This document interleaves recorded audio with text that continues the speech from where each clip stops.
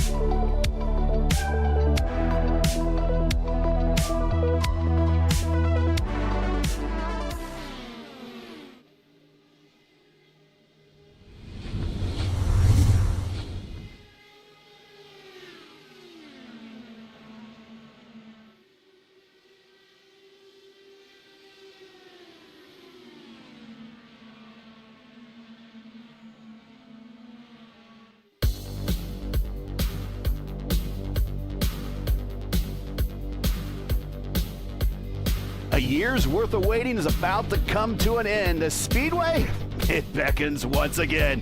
33 are on the line, and it's time to go racing back home again in Indiana. Upon winning a very brutal 1992 Indy 500 by just the slimmest of margins, ABC Victory Lane reporter Jack Arute asked Al Unser Jr., "There sounds like there's some tears in your voice right now." Little Al pauses, with little hesitation says, "You just don't know what Indy means." In those 7 words, Little Al summed up what every other driver who's visited Victory Lane felt and what motivates every future driver aiming to be in the same place. To know what Indy means to win at Indy, nothing else. However, to get there, drivers will have to find out that Indy is accumulation of a perfect recipe. When expertly mixed, can bring you one step closer to immortality at the Brickyard. Indy is one half spectacle. In the real world, Indy is the largest single-day gathering to witness a sporting event. In the virtual world, 33 drivers, each in for over 50 splits tonight. More than that, we will have nothing less on their minds to finish and win the Indy 500. Indy is one half celebration. Much like our real-world heroes, Castroneves, Sato, Hunter Ray, Power, Rossi, Dixon, Erickson, Newgarden, and now Palou, we will all attempt the same thing for real. Winning Indy is a celebration of being the absolute best. Mixed in to Indy is a dash of speed. In the real world, only the 33 fastest make the race. In the virtual world, it's no different. Some may be longtime IndyCar vets, while others are still looking to shed their IndyCar stripes. Indy is a large helping of danger. Here and in the real virtual worlds, few drivers never get as nervous as they are today for the start of the Indy 500. The experienced driver knows it's a marathon, not a sprint. That danger could be around the next corner. It takes all of your skill and courage to pilot your car from the start up to the front, and if it's your day, on to victory lane. Indy's a spoonful of struggle. We share this with our real-world idols. Indy brings the extreme lows and agony of defeat to the extreme highs and the thrill of victory. Indy happens only once a year, so failure is devastating, while success is the ultimate adrenaline boost.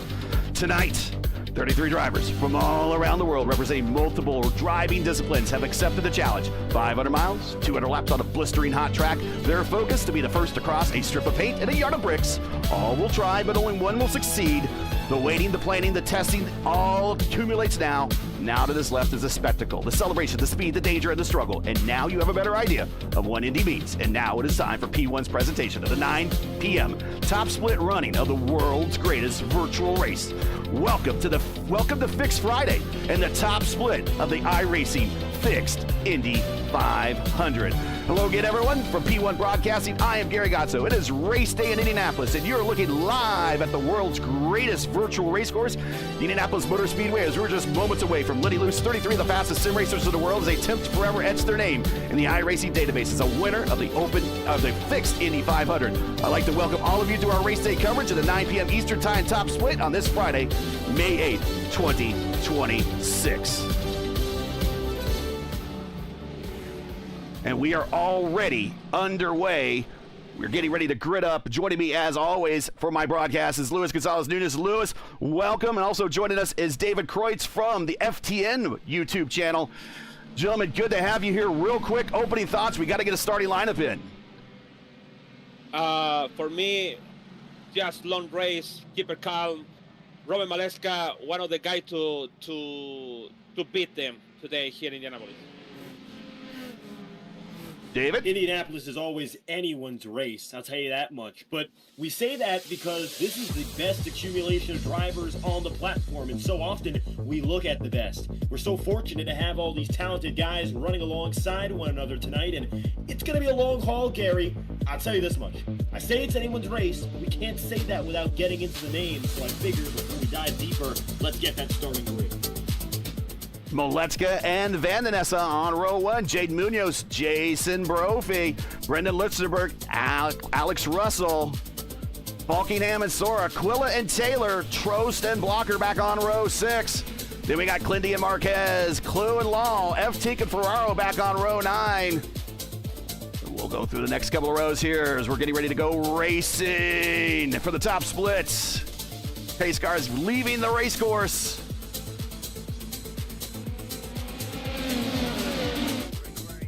Green flag is out as Robert Maletzka wastes no time and slams the door on Van Den Essa. On the outside, here comes Jaden Munoz. You got to get the passing done early here, Lewis. You know we saw this race in the Elite Racing League. We're through 1 and 2, but you got to get your passing done early because we might be in store for a long single-file race tonight. Exactly. So we saw in the Elite Racing the Indy 500 with the Tyler 40 won the race, but we also saw last Tuesday night on the performance on the track, and especially with the weather we have so far for now, 96 Fahrenheit, really cold. But on the end, on the middle of the track, on the middle of the race, it's going to be really hot for all of the drivers. Spread out in the back, single file all the way back through most of the top 20. Maletzka leads the opening lap, just like, well, actually, Jaden Munoz now is the leader. I think Munoz knows that track position is going to mean everything today, and you've got to make it up while you can. Here comes Robert Maletzka looking to get back to the point, a place that he's very comfortable with. He is a defending champion of the PRI Hoosier 500.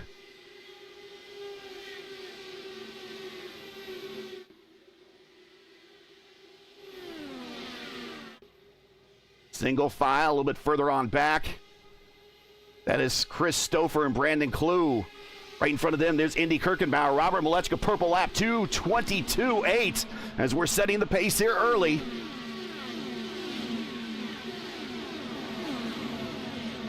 Biggest movers of the race so far.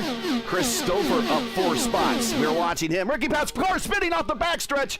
That is Alan Morera and Jake McCloskey in the Larson livery.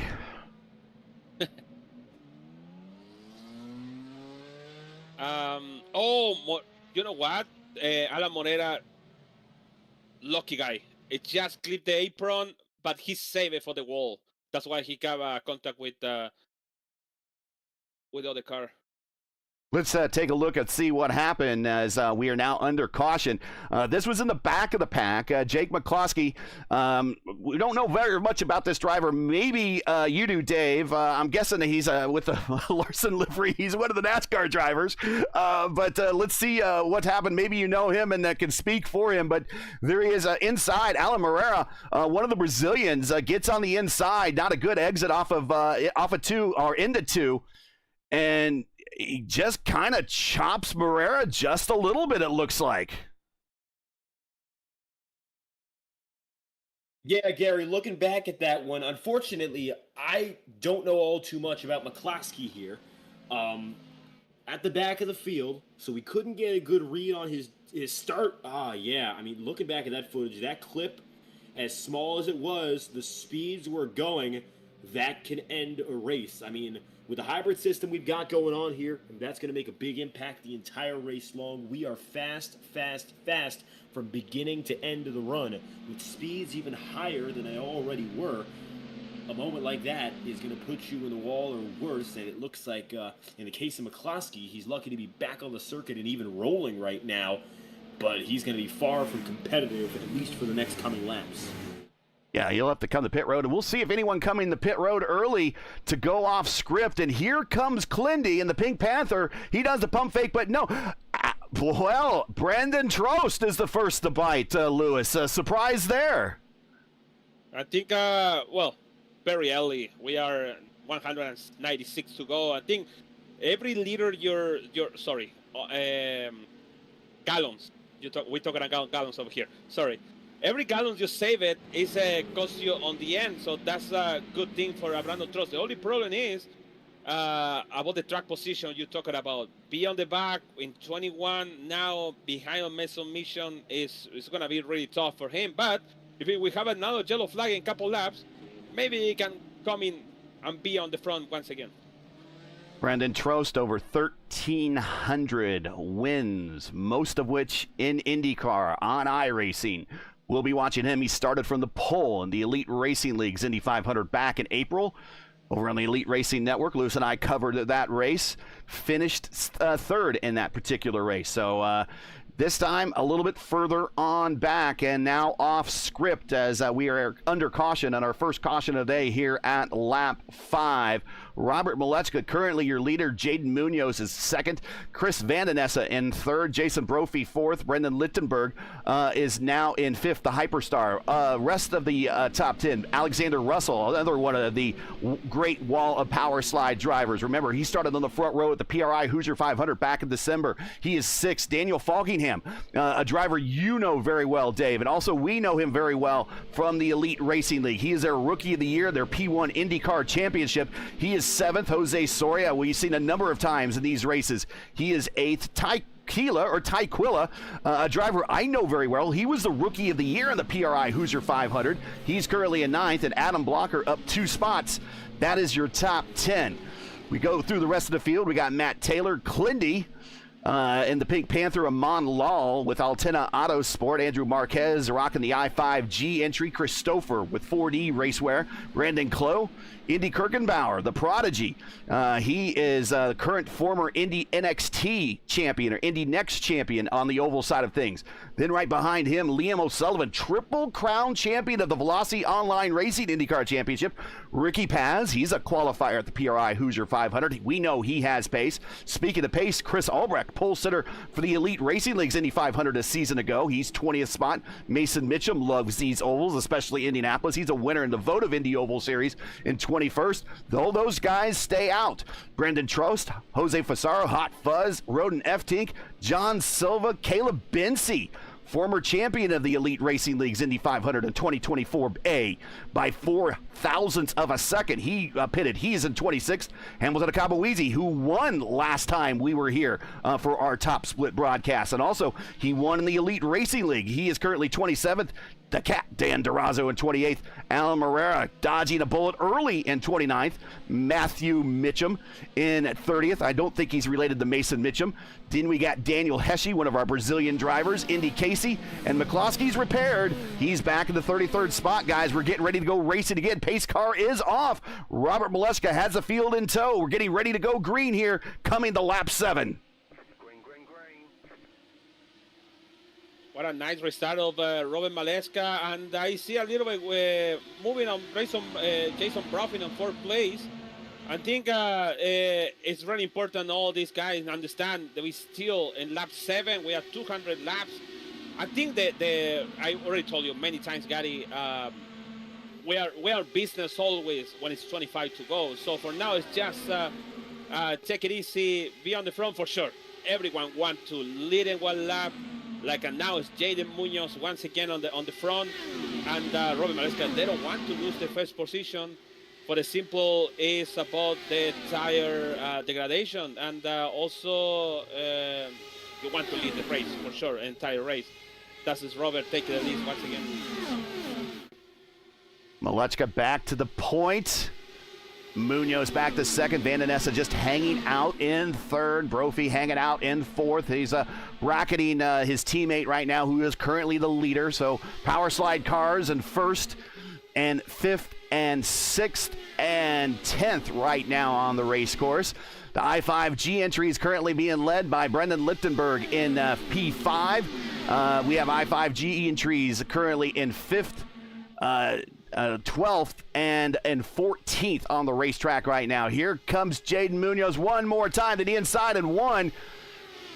Ty Quikila taking a move on the inside and Falkingham, but Falkingham using that high line, keeps momentum and slams the door and keeps the position. Yeah, I see that. Oof, I was close. Ty Quikila hit the wall in turn 2. Pretty impressive once again. We're talking about that in the lead race in Indy 500 when Daniel said that I'm still learning. And it's really funny because it's really funny to hear said that one of the former Coca-Cola. Glindy smacked the wall, a little bit of a tank. So, well, maybe a light kiss there. It's going to cost him a little momentum. Lawl's taking a peek. Robert Mokkka, 2:23.4 purple lap that time by. Glindy seems to be okay. You don't want that kiss, man. That's a kiss you do not want. No. Well, the only kiss you want is a kiss from the Indy 500 queen, the parade queen, at the end of the race in Victory Lane.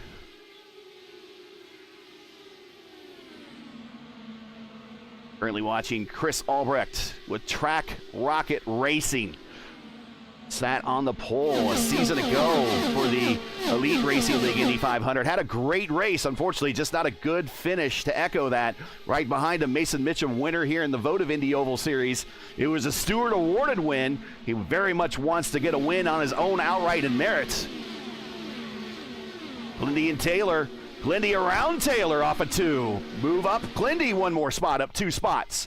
For the guy who won 2 top split races last season and finished all 800 laps and all 4 splits time slots of last year's fixed Indy 500. Brendan Trost on the outside of Ricky Paz. That's a power move, Lewis. Yeah, it's true. I think it's man. This guy is going to be, at some point, it's going to be Brandon. Oh, 3 wide, way ahead of him. That's an odd way through the corner. Matt Taylor, Andrew Marquez teammates want to give each other a lot of room there, but here comes Chris Stouffer. He is a veteran with a ton of starts in these cars. But conversely to him, Indy Kirkenbauer, the prodigy, 3 wide through the corner. Stouffer in the middle. Liam O'Sullivan down low. Whoa!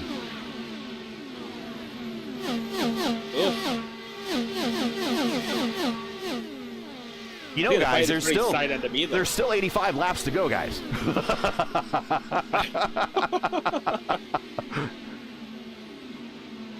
We'll ride with Brandon Clough. Big lift, big lift. Again, that must tell you the dirty air and the handling problems we're having out here. We have heard, and this is from our Tuesday Top Split broadcast that we had for our Indy Oval Series Top Split broadcast Tuesday nights. We really heard that the weight jacker, Lewis, is virtually useless in this race with this car and in this setup. Yeah, I've seen Mattela did have a kiss on the wall in 4. Yeah, Robert won the top split last Tuesday night. Every Tuesday night for sure. We are broadcasting P1 the Indy Fixed Series top split, and he won the race. And he said it's really useless. It's just no matter what you can say, you can play with the weight jacket.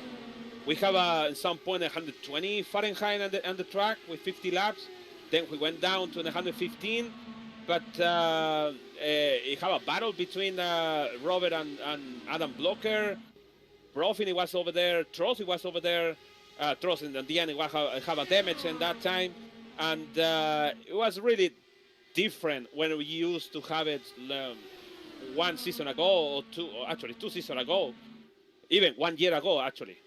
And now it's kind of different, but I think it's the way we have to play now, or actually driving now. All this driving over here in Indianapolis. Good to have it, this kind of practice for the next race on tomorrow. And some of these drivers will compete in all 4 time slots this weekend for the fixed Indy 500.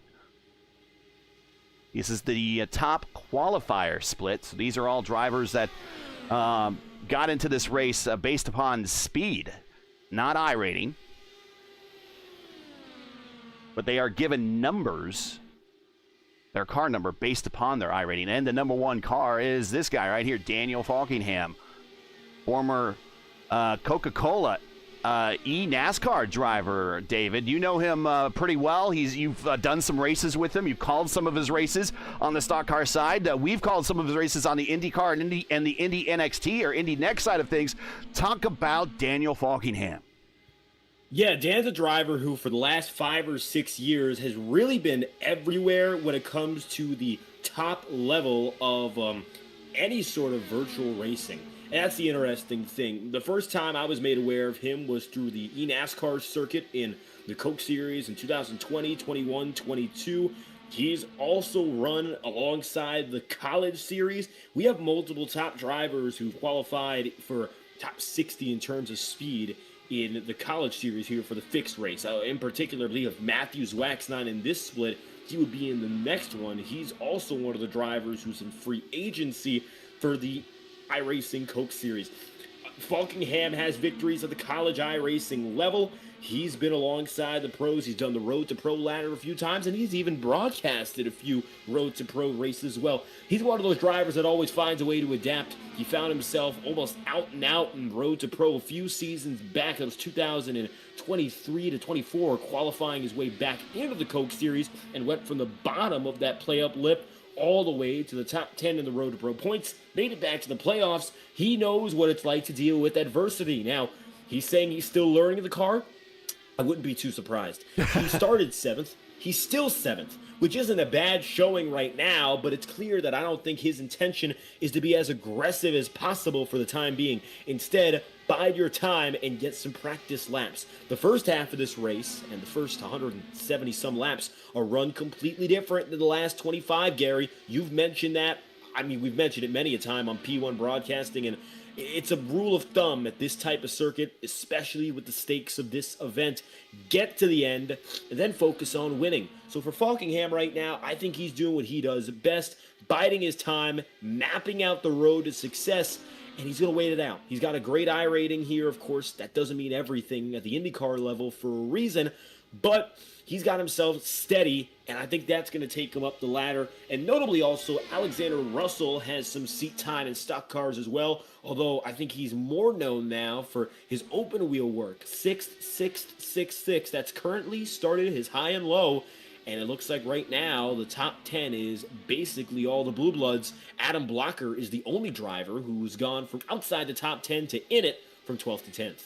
Yeah, that kind of comes back to what we were talking about earlier. Lewis, you could talk about this from the other races we've seen, even going back to the Elite Racing League and their Indy 500 a couple of weeks ago.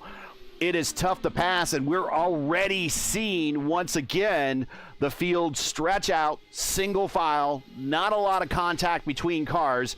If it does, most of the time it's because a driver in front it has some sort of issue, loses a little momentum. The driver behind catches and makes an attempt at the pass. But we're seeing a lot of what we saw on Tuesday night. We're seeing a lot of what we saw about a month ago in the Elite Racing League. Single file. Right now, this tire model and this setup just it's not really sinking in for a very competitive looking race right now, at least for these drivers. Yeah, I think that the only one that they swap each other is between Munoz and Valesca on the front. But you're right. I think there's a big difference between these two guys. Chris Vandennis is 1.5 behind. And then Brovin is very close to 5/10. And then he come in everyone in between 5 to 6/10 different. Yeah. We see pass we see some good pass in the fixed series Tuesday night. when we talking about to everyone the good passes for outside. We used to, I remember in my time, we used to make the pass for inside because it's very close to the wall. But they don't have a time model at that time. So it's really, really impressed the way he's playing all these Indy cars now. And yeah, talking about, for example, Daniel Buckingham in the lead, it was really back on the field, learning about the car. I talked about him and when he won the Freedom 100 in the elite racing, the Indy Light Series, the elite racing league. He said, I just want to learn about the car, and he's still learning, but it's going to be a really tough race for me, especially for the championship. On the end, he lost the championship in the last race in the Worldwide Technology Raceway against the Indy 500 champion, Tyler 40. But he's doing a pretty good job. And in the end, he showed us he learned really fast with 5 to go when he made the pass over the Brandon Trost in the last 5 to go. Just saw Roden F-Tink about a lap or so ago give a little kiss to the turn 4 exit wall, and that's now opened up. This is a battle for 26th and 27th. John Silva, who I believe is one of our Brazilian drivers. Silva is, I've noticed a number of these drivers, Lewis, have gone to the high line. Specifically, we're seeing Silva going to the high line. We saw Liam O'Sullivan now using the high line. Indy Kirkenbauer was using the high line. Brendan Trost was using the high line. I think some drivers have adjusted. Oh, there's a right in front of who we said was that? Andy, was not Taylor. Taylor? Yeah, got right up to the wall. But we see some drivers adjusting their lines, going to the high line now. I think that's what they see in opening to keep that momentum built up by not going down to that bottom groove. I think you mentioned in the actually you mentioned I don't think you mentioned in the restart when we talking about even David mentioned about that about the car. It's going more faster than before. It's like 5 to 6 miles faster than before, especially now in the draft when it's way more faster. And it's a really makes sense to these drivers use the high line. Don't use the same line. For example, Sullivan is behind on Andy. He don't want to use the same line to don't go to the wall and the exit on turn 1.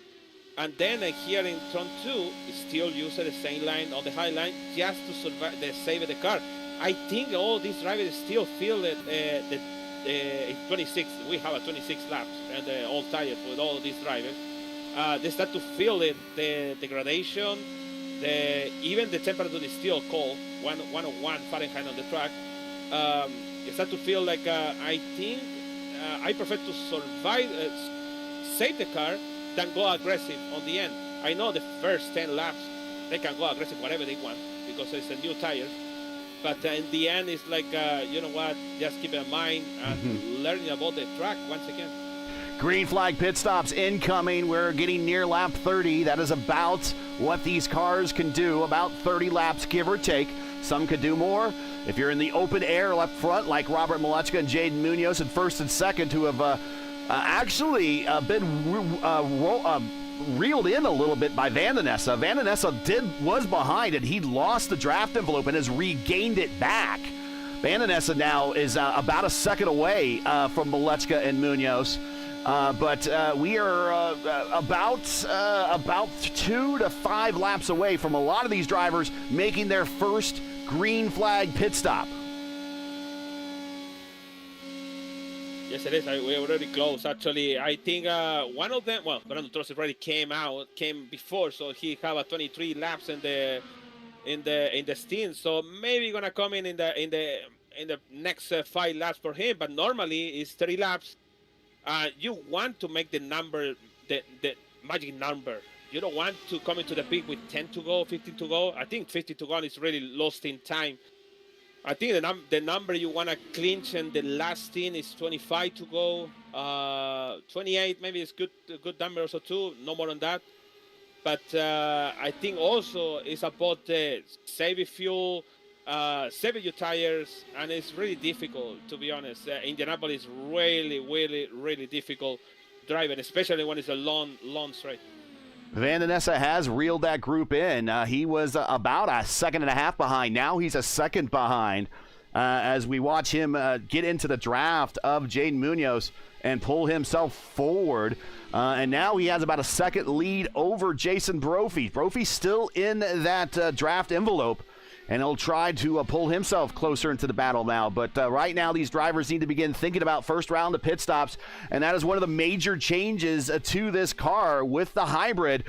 The center of gravity of this car has changed. The way it brakes has changed, and coming from 200 miles per hour down to 60 down the pit road is a little bit of a different exercise. Now, some of these drivers have been able to in some real live fire exercises, whether it's the PRI Hoosier 500, whether it's the Elite Racing League's Indy 500, or maybe some of the various IndyCar Oval Series Indianapolis races we've done they've been able to practice this. But a lot of these drivers, unless they've been practicing it, and you really got to go out there and say, I'm going to practice green flag pit stops, because a lot of drivers don't do that.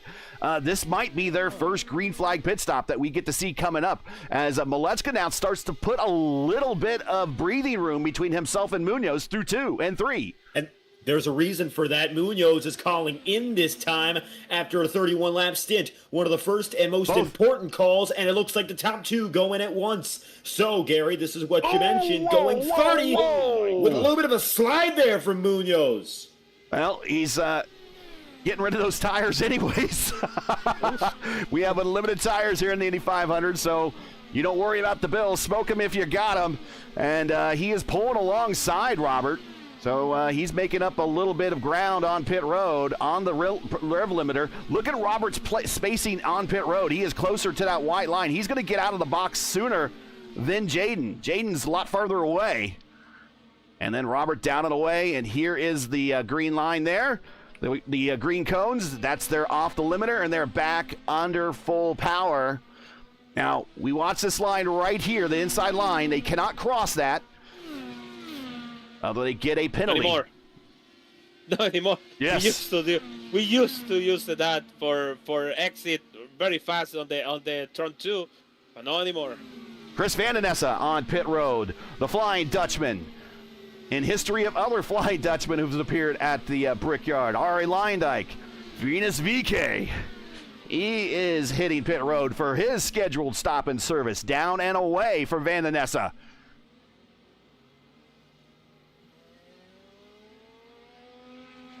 9.4 Robert Malecka on the box. 10 seconds. Jaden Munoz. Man, Jaden Munoz he's in the wall. Just a little bit. We're watching Brophy. That is the Hyperstar, Brendan Lichtenberg. And then right behind them, that is the 14 of Jose Soares. So Jose and he's actually in a black car, so he's repping AJ Foyt, whether he likes it or not.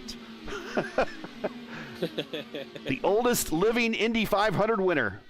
And I think he's the oldest all-time living Indy 500 winner, meaning that he's been got up to the oldest age ever. So Super Tex. Here comes Alexander Russell to pit road. Fight with him, Daniel Falkenham. Ty Killa coming to pit road. Here comes Clindy coming to pit road. Whoa, Adam Blocker staying out and going long, boys. So Adam Blocker, the engineer for the Chip Ganassi Indy Next team. He is using a little bit of that knowledge and what's in his right foot and also on engine mapping to conserve, and he's going long. He's 35 laps into this stint. Indy Kirkenbauer going long, too. Indy, the prodigy, showed a lot of patience there. Christopher going long. Brendan Trost, he's going to pick up the lead here. Jaden Munoz, Chris Van Nessa, 2:24.1. Jaden Munoz did have the purple lap for about a split second. Locker to the pits.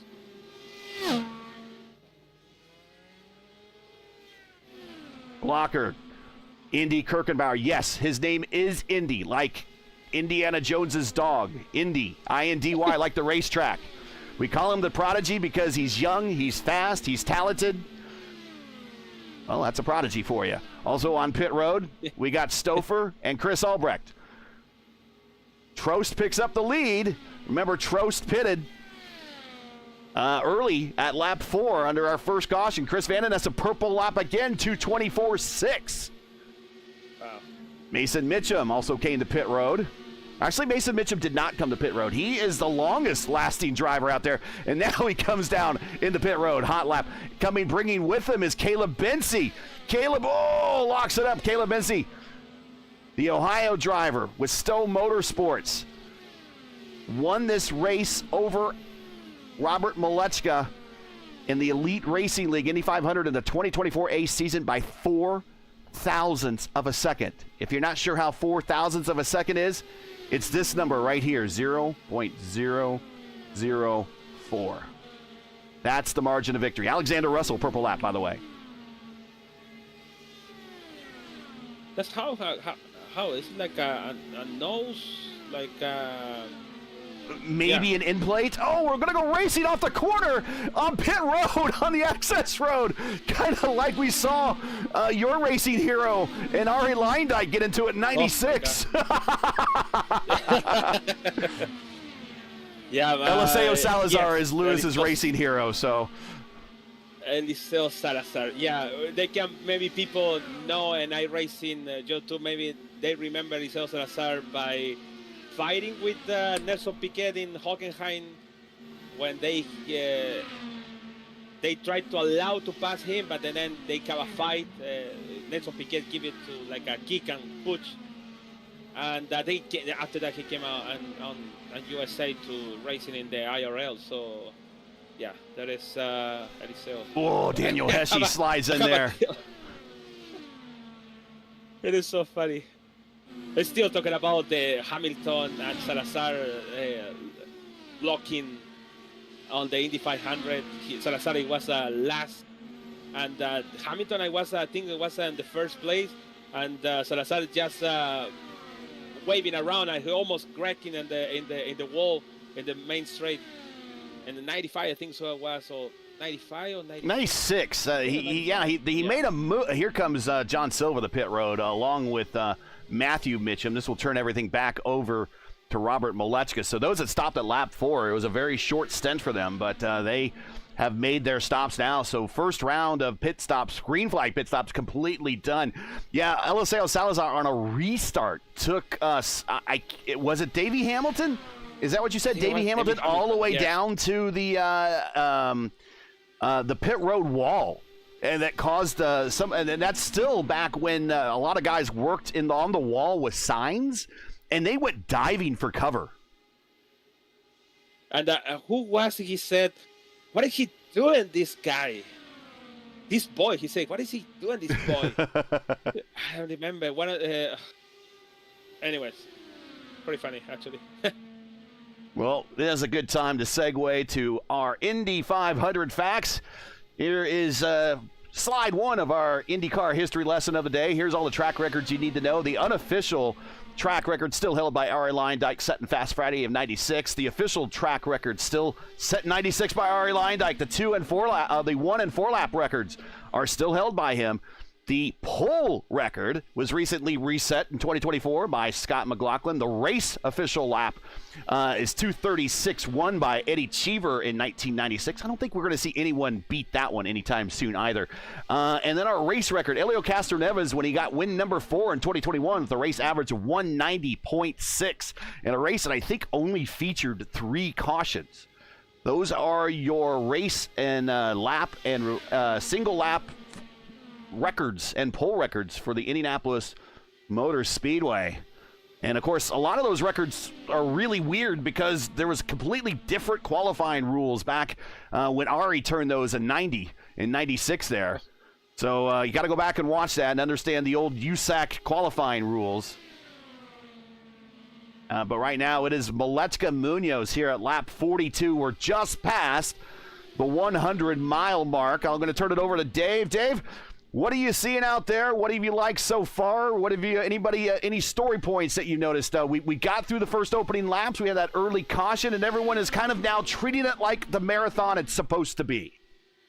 one of the things we focused on, but I don't think we've given it its definition for maybe the viewers who aren't as tuned in to the IndyCar scene or the virtual IndyCar scene, is why the racing looks like it does. Gary, we've been covering on P1 the Indy 500 fixed and opens for a few years now. I remember when we got the opportunity to do it again for the first time in 2024, the racing did not look like this the whole way through. No. And while, yes, it's a marathon, I mean, it looked a little different in that open and green flag stint. The reason being, this time around is the first time on iRacing with the new IndyCar hybrid package, which goes alongside the traditional V6 these guys have been using with the IR18 chassis. We've been using it for the better part of a decade now, but it includes this energy recovery system, which allows these drivers to pick up more power than ever before.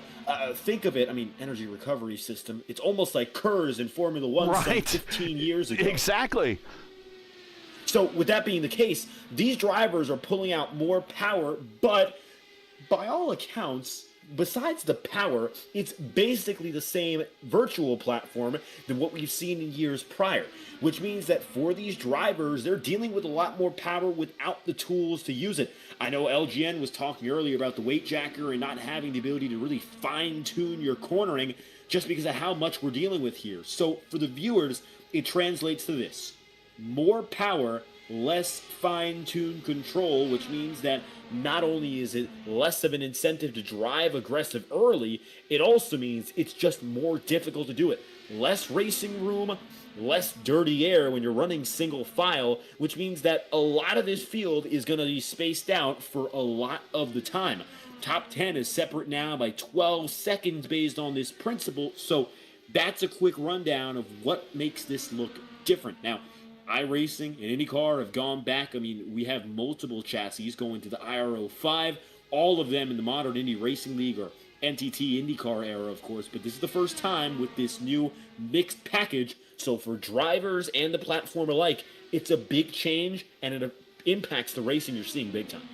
Let's talk about the hybrid, because a lot of people, this is the first 500 weekend, either open or fixed, that they have had use of the hybrid. We got the hybrid right in December. In fact, one of the very first races was the PRI Hoosier 500 with the hybrid. A lot of drivers had to learn that. It adds extra weight to the back of the car because we are simulating batteries and an engine back there now, or a recovery unit or an engine unit that gives these guys a momentary burst. And really, it is a momentary. It's only about a second and a half, maybe 2 seconds worth of power. And what they have to do is once they use it up, they have to regen it. So they can do it one of two ways: regenning, hit on a button, and it'll just say, hey, regen my system, but at the reduction, you got some drag. It's going to reduce your speed. So the best to do it in the draft, like you see Clindy and Blocker working on right now. So doing a little bit of leapfrogging, trying to reel in the group in front of them by about 1.8 seconds now as they try to reel in Soria. But the other way you could do it is when you come to pit road, when you're braking, that you can use that kinetic energy to regen your hybrid battery. But you're only braking about 5 times during this particular race if you're coming into for green flag pit stops. So that's what we have. There is a version of push to pass that these guys now have on ovals via the hybrid. But the hybrid has really changed the way these cars really feel and behave with the center of gravity and so much weight in the back being moved. These guys are kind of learning to redrive these cars a little bit. And the hybrid unit in these cars is a little bit of a square peg in a round hole. The next car in 2028, which we might see debuted here during Indy 500 weekend, will probably be a more cleaner fit. But this hybrid is leaving these drivers some guessing out there. And it definitely leaves them a lot of busy in the cockpit. One of the things that we heard, Lewis, and we could talk about this too, because we kind of saw this across some of the other leagues we've done, especially those leagues that have stock car drivers. We're seeing there was a lot of stock car drivers coming over and trying IndyCar because they didn't like the 6th generation stock car. But now they got into the IndyCar, and then they realized that it's a lot more button pushing because on ovals, you have to regen and deploy your hybrid almost every lap on top of changing gears. And for a lot of people, that's a lot of busy hands. Yeah, I remember when the iRacing at some point in the pandemic, they released the white jacket, anti-roll bar. We're already busy with that. Yeah. And then we coming with this regen hybrid stuff and things. So thinking about it, if you have, for example, I have the Fanatec Formula 2.5, I think so, wheel. I can put all this button over there. But some people already started in this war. Yeah. And they decide to go to G29. I think it's you need to more buttons to put on your wheel because you have so many stuff in the IndyCar. It's not easy. It's like used to be in 2020, 19, and then with the W12, and then with the IR05. Now it's way more different, and I think the people racing the IMSA sport car, the IMSA sport car, they already knew about that. Remember the Le Mans, the Le Mans cars. They used all this stuff. It's really difficult, and now, I see Adam Blockett almost hit the wall over there in turn 4. But it's really difficult, and it's about here racing by 40 seconds a lap. Thinking about these 40 seconds a lap, can get everything and stuff. Or thinking about when we go to Chicagoland, or we go to, for example, Iowa or Richmond at 15 seconds a lap. Exactly. Thinking about Richmond, it just mixes your stuff in about 15 seconds, 14 seconds, even in Iowa. It's really difficult. And I think if you're going to come into racing IndyCar, you have to, first of all, prepare for all this button they have over here, and then just make a practice before that. Even we saw in the main race last season, I think last year, last year, I think was December, when we went to the iRacing Super Speedway. People came over here without know the race, and just without regen, the car went super slow, but like a 50 miles slow than the other one. And see everybody in chat. Matt Wagner in there. Hey, Matt, how you doing? Good to have you here. We're watching your teammate right now. It's getting passed by Caleb Binsey on the backstretch going into 3 and 4. See if Albrecht can lick it hang on the outside. No, Binsey slams the door. Move Caleb Binsey now up 6 spots in the P20. Chris Albrecht up 4. Lewis, the other thing we've seen before in other races, and I think, David, you saw this before when you've helped us cover some fixed and open Indy 500s before. There always at this point in the race seems to be a driver that has come from deep in the field that has worked his way up into the mid-pack. We're not seeing it today. Your biggest gainer right now on the racetrack, and I can show you this because this is one of the new stats that we got. Look, these are position gained right here. And Clindy, up 3 spots. He's your biggest gainer in the top 10. But outside the top 10, you got Amon Lal up 4. You got Liam O'Sullivan up 6. You got Indy Kirkenbauer up 6. You got Caleb Binsey up 6. You got Ricky Paz, to no one's surprise. This man always starts in the back of the field and manages to work his way up. He's up 8. Mason Mitchum up 6. But normally we see double digits by some drivers right now, and we're just not seeing that. Again, the racing with this package seems to be a little bit, it's lost its luster than what we've used to been seeing, Lewis. And David, you could back up Lewis after he gives his thoughts, but it's just not the same package, or at least the same quality that we're used to. Oh, yeah. We remember, for example, names like Seb Alexander. We like it to come in back on the field, and then some points like, oops, I am in the middle of the track with the 10 to 15 spot gaining. For example, we've seen Hamilton Akawesi. He's now in 25. He's there with two spots behind. Remember, 2 seasons ago in the lead racing, he started in 28, I think so. And he won the race. Yeah, caution-free. Because we have a caution-free. One of the fastest Indy 500 in elite. So, and now it's in 25, and we are 57 laps in the track, and it's still over there. It's still, I think, haven't tried to moving around the track. So, I think that we've seen the new IndyCar races in this track getting way more difficult, more patient, and just keep in mind it's long race. Yeah, very long. Dave, what are you seeing also as well? I mean, you've seen us do these races before. I know you don't cover as much IndyCar as we do, but normally there is somebody that works their way up into the mid-pack now that makes up more than 10 positions that we kind of see and we start tracking at this point in the race because we might think that they're going to be someone that's going to be a challenger at the end, and we just don't see that right now. It makes me wonder if somebody might gamble later in this race because well, the only gamble you don't win are the ones you don't take, and right now that might be the only way to make up some track position here. I mean, I look down the timing pylon, and I find myself in the same position as both of you. I can't really pin anyone who I would say looks like they have the stuff to shock us.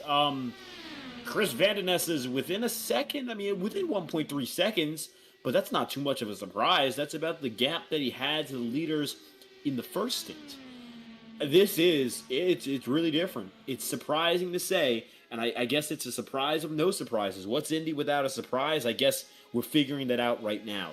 What I wonder, though, is if you look back, some of these drivers, veterans who have been on the platform for more than a decade, maybe more than 15 years, in their experience, or if I were to call on you, Gary, or Luigi, either of you, when you look back over iRacing or any of the modern sim racing platforms, have we seen moments like this due to regulation changes? I mean, again, iRacing's had different packages. You had the 2005 chassis, you had the 2012 chassis, and all the modifications that came with. And we've been on the IR18 package for a while now, but the racing, especially at the ovals, has been very consistently close and contentious, but it also has allowed drivers to really feel their way through corners and have control of themselves. It looks like today a little bit less of all of that at once, and I don't know if there's any precedent on that or if it's something that's quite a surprise for these drivers in terms of anything they've ever done. It looks to be a surprise for a lot of these guys right now, but where does it line up compared to everything else we've seen? Are we starting to see pit road? Yes, we are. Second cycle begins, and it looks like your top two just dropped. Top three came to pit road all together, so they're going to be on the same strategy.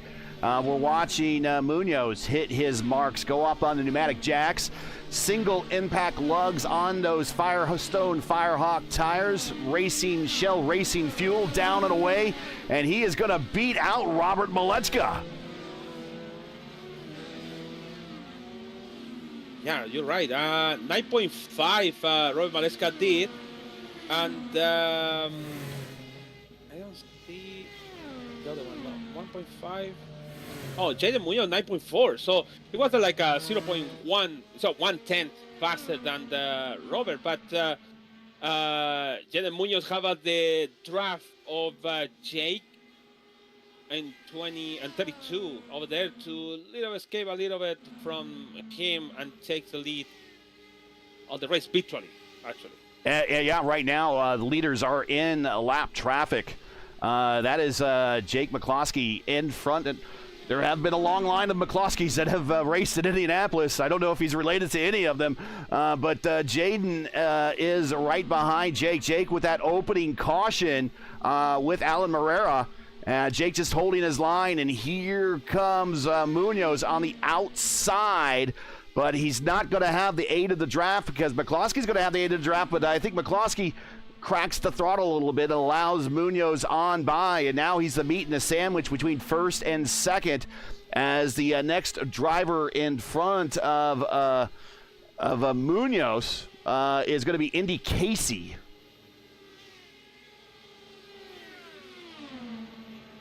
Daniel Falkingham on pit road. He's coming off now.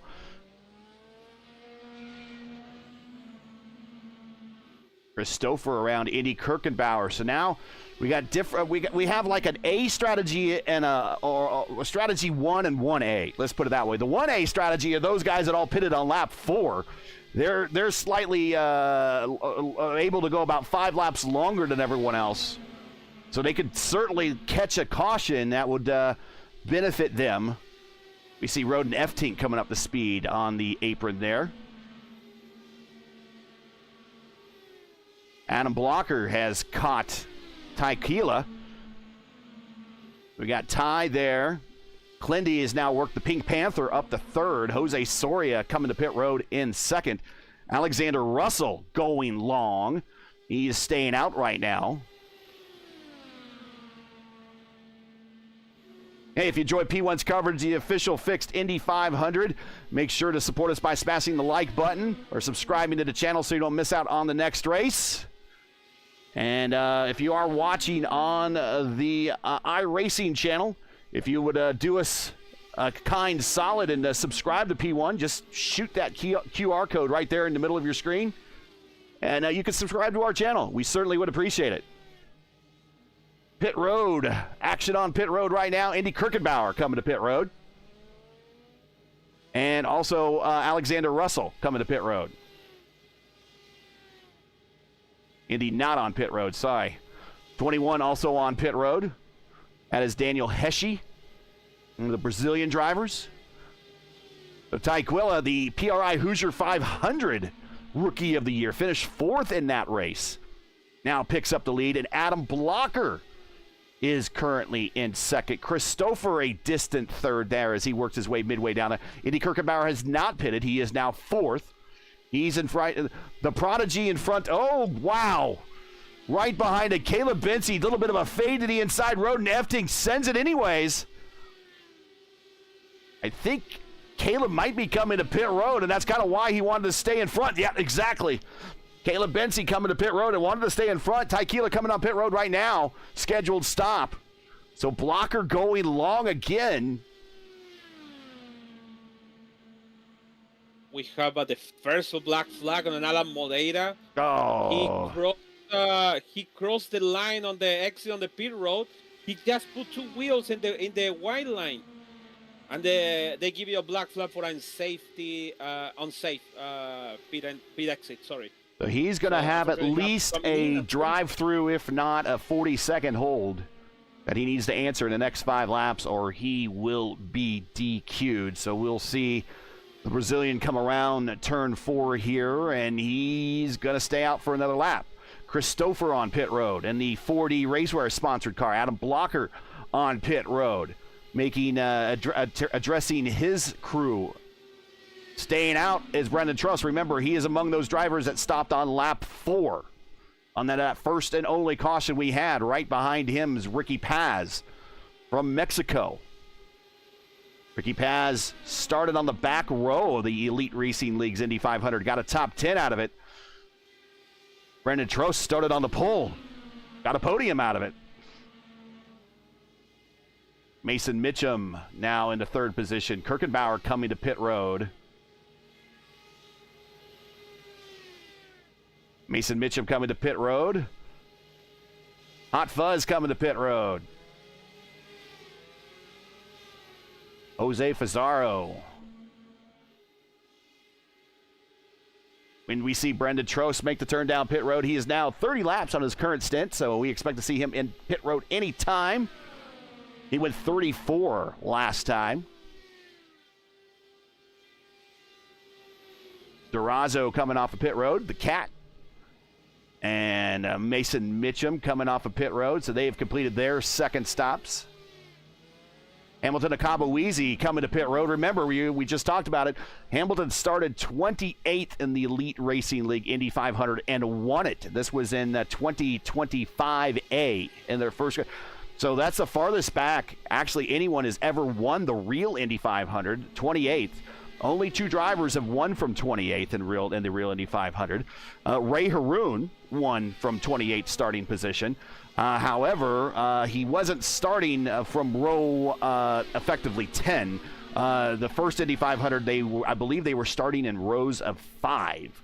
So he was kind of starting in the mid-pack-ish for Ray Haroon. But he started from 28th and won that race, of course, in the Mormon Wasp. And that's the innovation of the rear view mirror that a lot of you have in your cars. If you ever wondered where that was invented, it was right here in Indianapolis by your first ever Indy 500 winner. And also Louis Meyer, most famously during that race in 1936. Hard to believe it's been 90 years, but that's where the drink of milk was originated. When he won from 28th, he was so parched. He wanted a cold drink, and one of the only cold drinks you could have at the time was milk.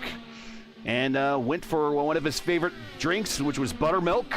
And that's what he indulged in Victory Lane, and that started the milk tradition at Indianapolis. That stands to this day. Never, Lewis, never drink orange juice. Asking to Emerson Fittipaldi what has happened after he decided to don't drink the milk. So, yeah, it's the only one so far break the tradition of the milk, I think.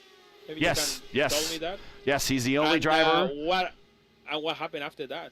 Well, I'm glad you asked that. So the next year, he won in 93 for his second Indy 500 win.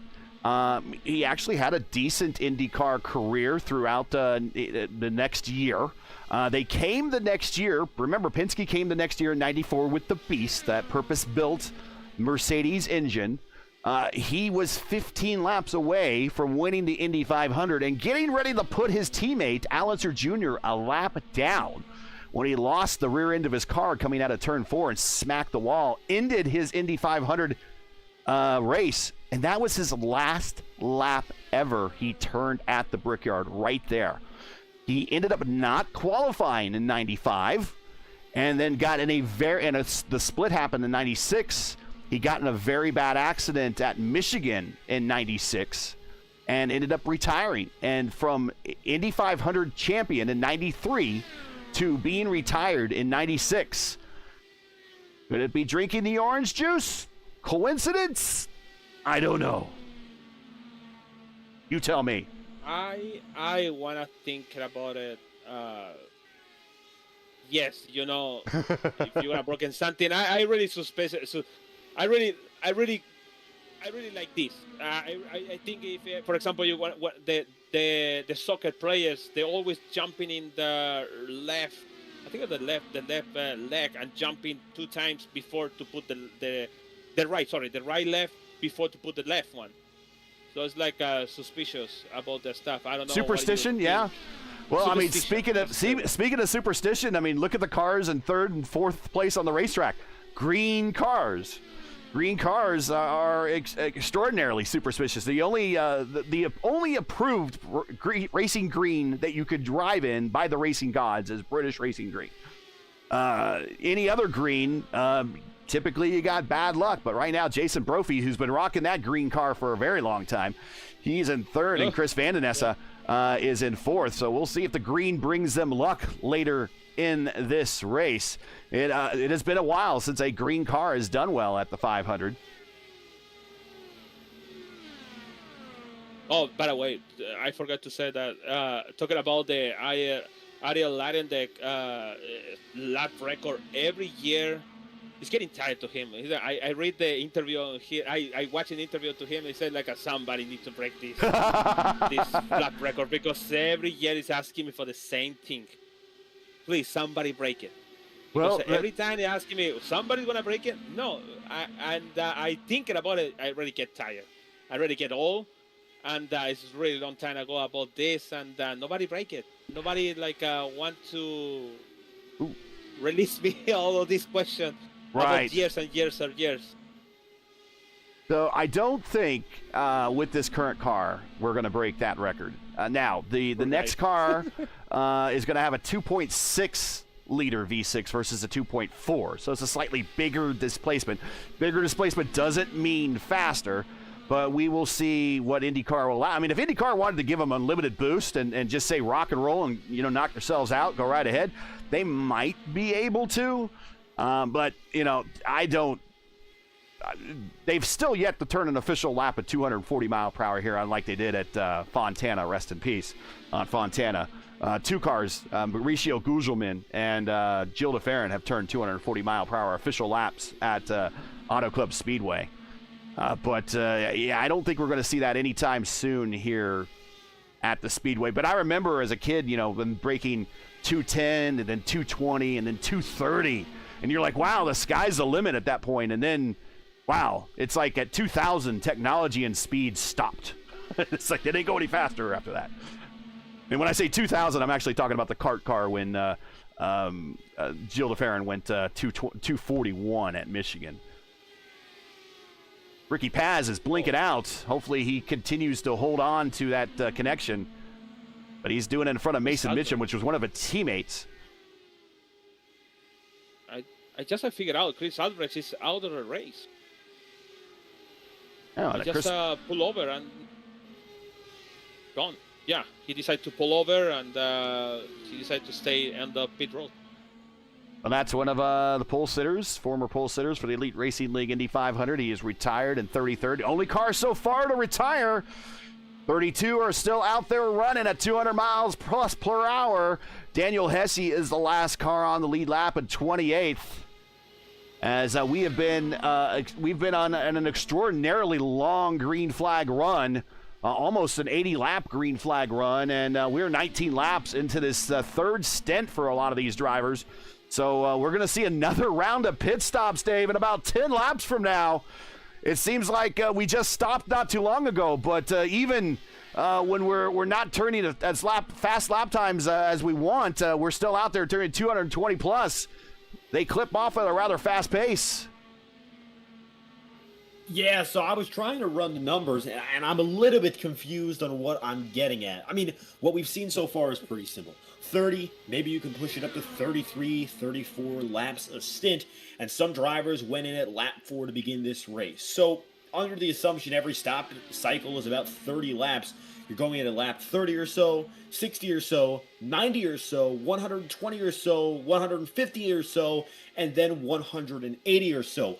I put it out there one by one just to explain that it's every 30 laps, give or take, but in the way that we're running this race, which has been primarily green flag racing, that leaves about 15 to 20 green flag laps unaccounted for. So I'm already starting to wonder, if we're looking at all these drivers right now, what would they do with those final few stops? Are they going to try to make one of these a short stint earlier on so they can get back on the track up to pace a little bit quicker? Or are they going to try to stretch it out to the max and have the short burst of speed, a fresher tire? We've already gotten ourselves nearly halfway home on, by all accounts, basically one green flag run, which is a remarkable feat at the speed we're going and with how long these drivers have been at it, not only because they're making these turns at speed and they're keeping the cars in it, but they're keeping themselves focused in it. There's a few extra laps that are unaccounted for strategy-wise, and based on what we're seeing, I really don't have an indication of what these guys are going to do yet. I'm just wondering that before we get to this third pit stop cycle, what do you guys think it would be if we go the distance? Well, we still got about, 4 more stops, Lewis, give or take. I mean, they could spread that strategy out over those last 4 stops and kind of even them out if they want to and make each one of them a little bit shorter, knowing that they would all have to, equal it all up. But we've always seen the strategy. We call it the Nick DeGroot strategy, the famed motorsports journalist that we see that races in the IndyCar community.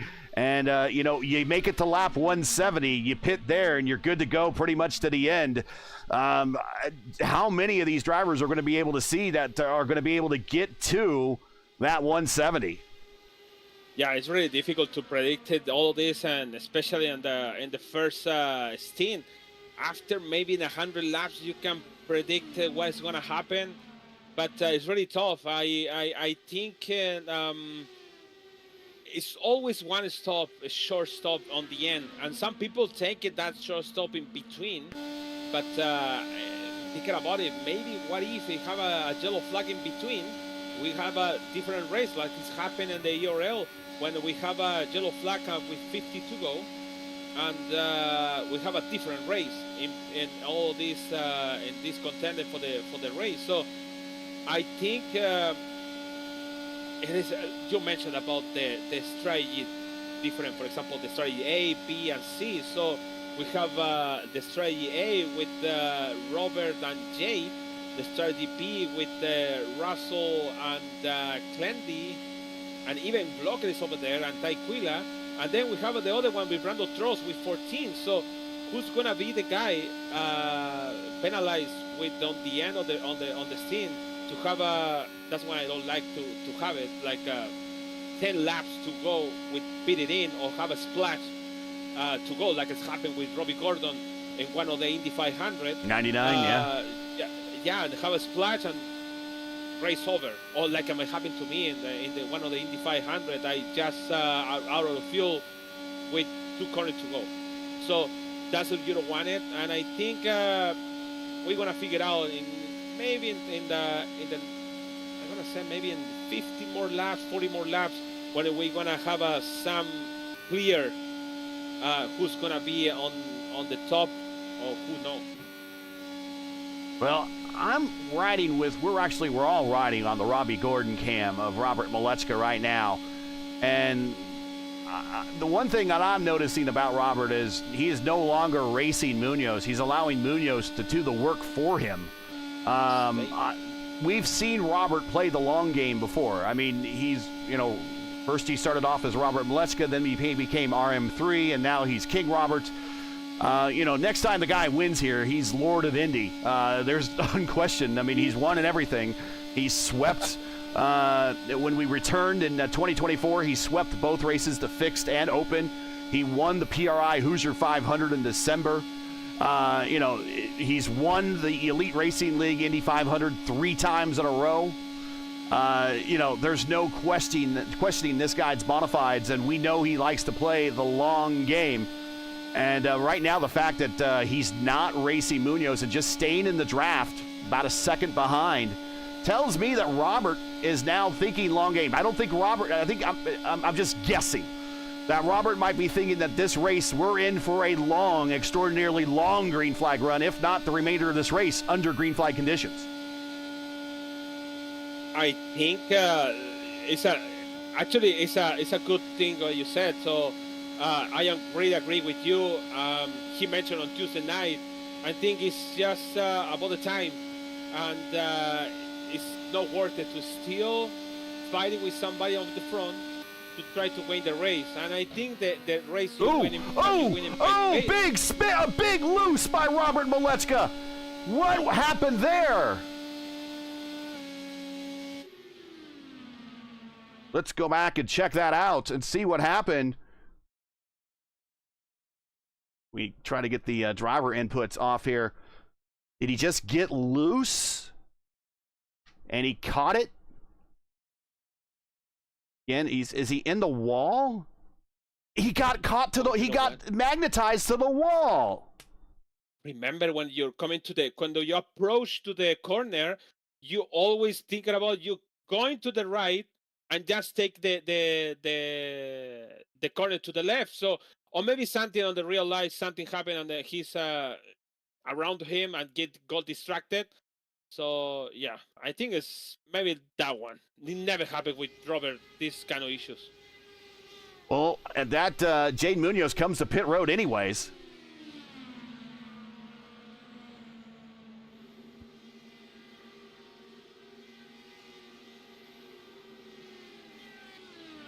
Wow. You don't see that very often with Robert making a mistake. And I don't even know if he made a mistake. It could have been a desync. It could have been a netcode for all we know.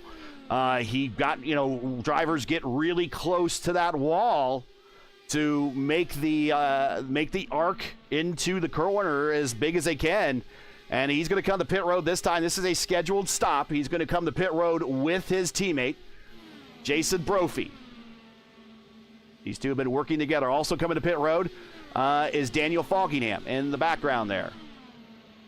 Van Den Esse picks up the lead as we now are looking at our third round of green flag pit stops. If you're just joining us, this is P1's coverage of the official iRacing fixed Indy 500 coming to you from Indianapolis. We've now completed 92, just shy of the halfway point of 200 scheduled laps. If you're enjoying P1's coverage of tonight's race and would like to monetarily support us, you can find a link to our GoFundMe campaign in the stream description. And we realize times are tough. Believe me, I saw the price of gas. So no matter the amount is greatly appreciated. And make sure to smash that like button, subscribe to the channel so you don't miss out on the next race. Chris Van Den Esse is coming to pit road. While we come to pit road, now is a good time to announce that P1 is excited to announce the second running of the P1 600, a crown jewel level event exclusively for the iRacing IndyCar community. It is a 600 kilometer, maybe some point a 600 mile race, but a 600 kilometer, 186 lap battle at Michigan International Speedway on June 13th, 2026. An all-star driver roster of the iRacing IndyCar community. Many of the same drivers you see here tonight will take the grid, competing for over $300 in prizes. Stay tuned to the P1 channel, P1 Discord, and the iRacing IndyCar community Discord servers for more details and entry applications. June 13th at Michigan will once again be a race to remember. Jacob Oster won that. Black flag. It's Chris Valen. Oh, Van Nessa on black flag on pit road. And we will go back and see where he got that on pit road as I rewind a little bit. And he just came in too hot. And Lewis, you're going to have to tell me how fast he was as he crossed the line. He had to be just a tick over. It doesn't look like he's even speeded at all. Weird. He wasn't 60, 61, 61, 60. You know what? 61 so for long. So it's very sensitive when you come into the pit. iRacing really sensitive. They give you sun allow, but I think it's really too much of on Chris with the 61 in a lot of meters over there.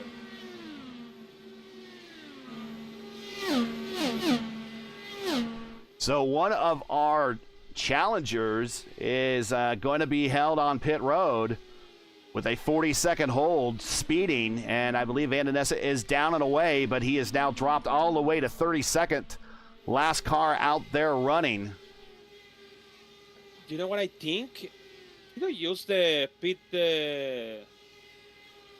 Do you think he goosed was changing the gears on pit road on the limiter? And no, I think he don't press the button for the pit limit road. He just used the pedal because at some point it went to 61 and then we went to 59, and when you have a pit limit, it's just constantly 60. It's not changing. So I assume it's that the error for Chris. Over in the iRacing chat, sorry, I see go number 15. That is Mason Mitchum. We'll give him on the camera for you, but go ahead. Yeah, I don't know. That's what I said. So I think maybe that's a mistake on Chris, and unfortunately he's have to come into the pit. And actually, he already came. He's one lap down, actually. And that's one of the things, Dave, that we see a lot with these IndyCar races is you could be in the running for it all day long through the first half of the race, through the second half of the race. Oh, Durazo right up into the turn 4 wall, gives a little bit of a kiss, but he should be okay. But you see, you get a good qualifying run, you get a good start, and it's just one little mistake costs you your shot at getting a win. Van Nessa could just simply held tough and come to pit road and stayed up in the top 5, maybe get a late caution and kind of do a late sprint run and get a win there. And now the win, unless he has the luck of Jacques Villeneuve, the win is out of the question right now for Chris Van Nessa. I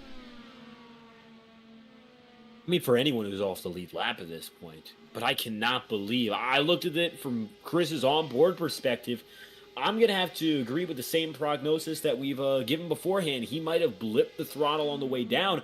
I don't think he was speeding at the cone. On my side, I saw 60 miles an hour, but he was flickering just a bit on the throttle, which is such a small lapse in judgment when you think about hitting these corners and keeping yourself competitive and trying to keep up with the leaders. That is such a tiny lapse in judgment. It's just the type of thing that in the long race you might not end up thinking about. Oh, and that's going to cost car on the big. wall on pit road. That is Christopher. Oh no. Oh, he is banged up big. And he has lost his front wing. And that's gonna be at least an additional 5-second hold to replace that. But let's go back and watch this as he gets up to Taylor, and he just, those wheels grab. He didn't adjust.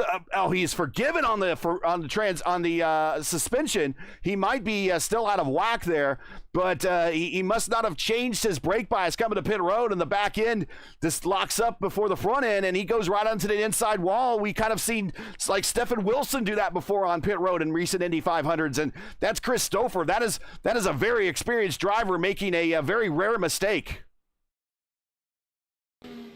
And he's out. Yeah, it's out. They have a mid-ball flag for sure. It's damage on the suspension, all the stuff. When you break in hard and release it too fast, that's happened with the car. You losing the car. I think it's better to go progressing on the braking and coming into the pit and don't breaking that hard over there. That's why we always talking about practice pit stop in the condition race. Like just put your tires in the worst condition to come into the pit and make the pit stop in the green flag stop. It's a good thing to make you do this mistake. And really, Chris Stouffer is not really the guy to make that mistake. No, he does not make mistakes very often. Oh, Chris Stouffer, his race is over for him in 4D racewear. Watching Caleb Binsey get around Andrew Marquez, move up 8 spots. Caleb Binsey now to 18th position.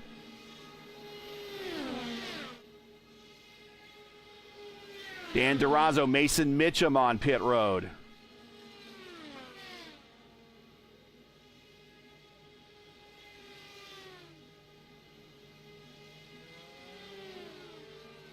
John Silva now has worked his way up into P5.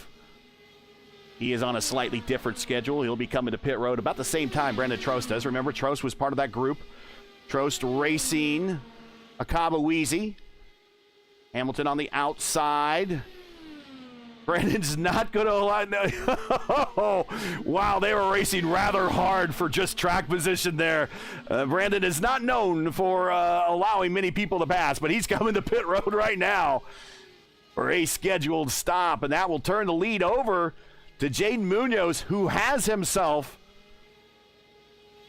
a pretty sizable lead over Robert Malechka. About a second.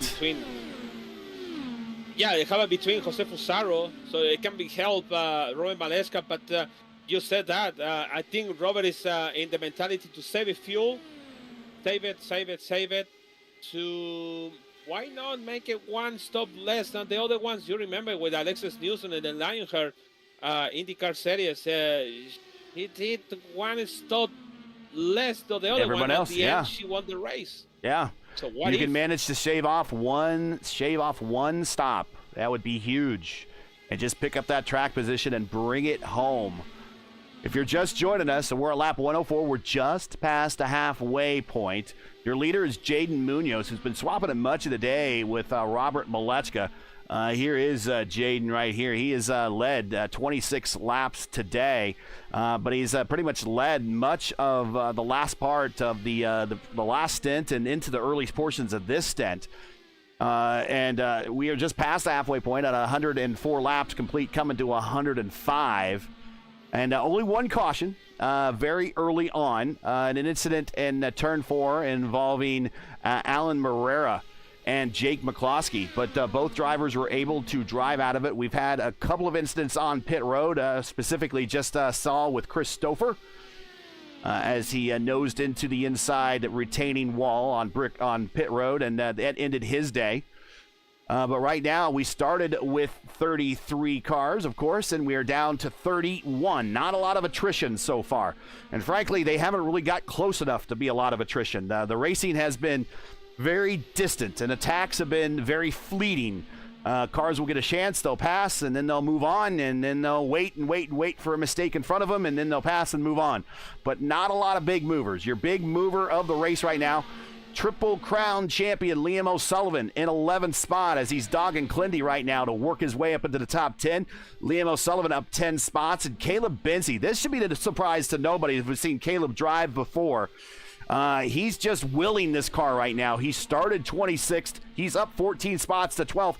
He won the Elite Racing League Indy 500 starting back in the 20s, as he's going to get passed here by Andrew Marquez. Marquez will get the position for Team I5G.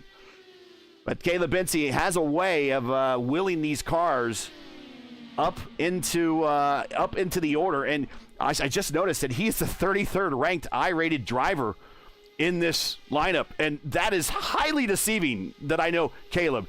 He is a two-time Formula Indy Series champion, a winner in the old TI IndyCar Series. This guy really knows how to wheel these Indy cars. He's won at the Elite Racing League level. He's done well and performed well at the Lionheart level. The fact that he's the 33rd ranked high-rating driver just says that he doesn't participate a lot in official races, but he is a big-time competitor in league races, and to see him up 14 spots, up in the 12th, is no surprise to me. So we'll be continuing to watch Caleb as we get deeper into the second half of this race. I want to thank everybody who's joining us over on the iRacing channel. Thank you. Hello. Say hi in chat. Shout us out. Everybody else on the P1 channel that's watching, thank you for joining us this Friday night here for Fast Fixed Friday.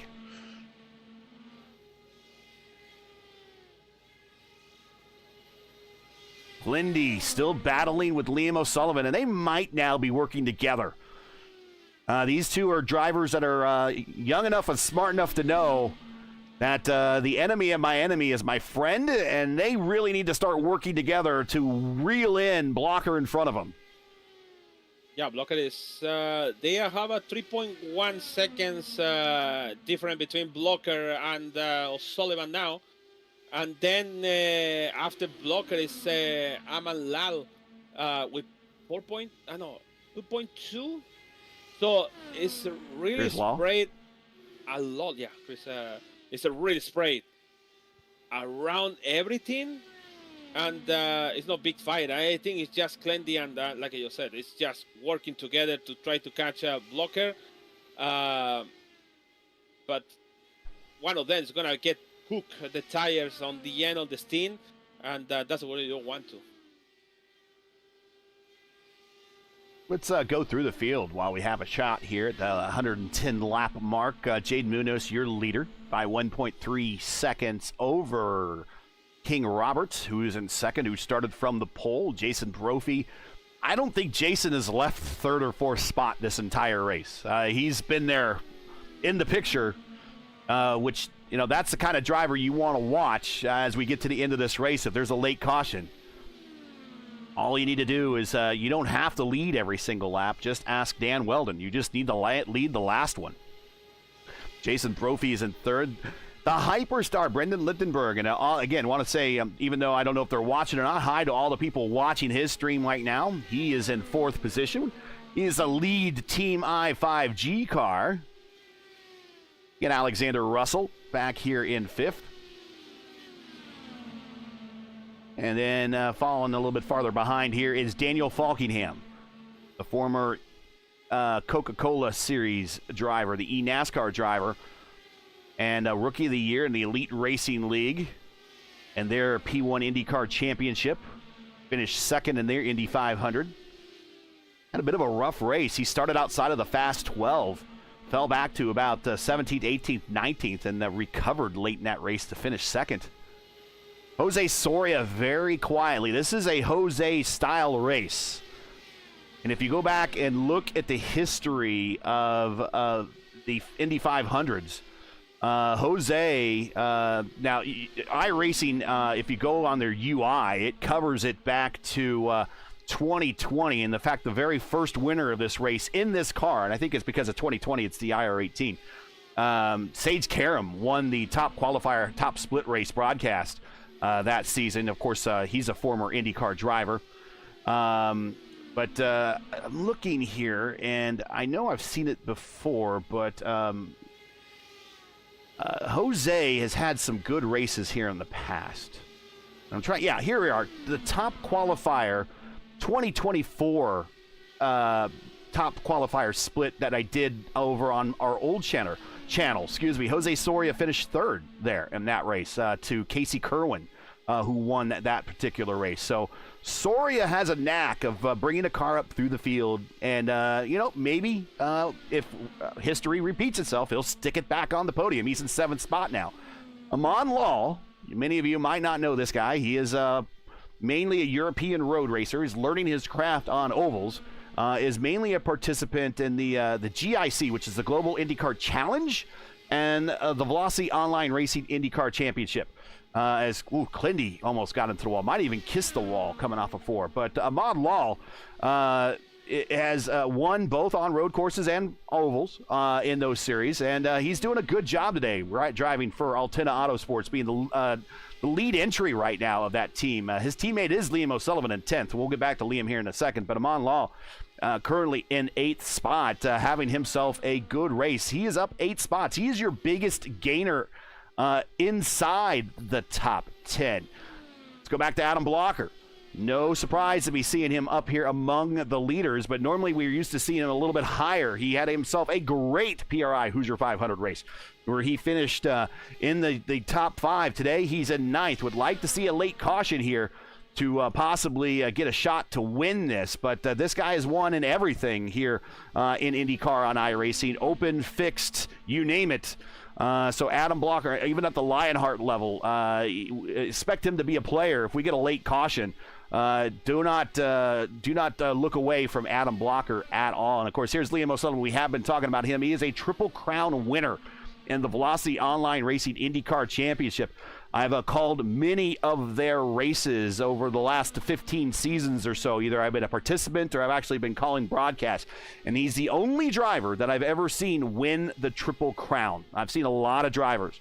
So this guy knows how to win, and he has won the Velocity Online Racing Indy 500 here at this racetrack.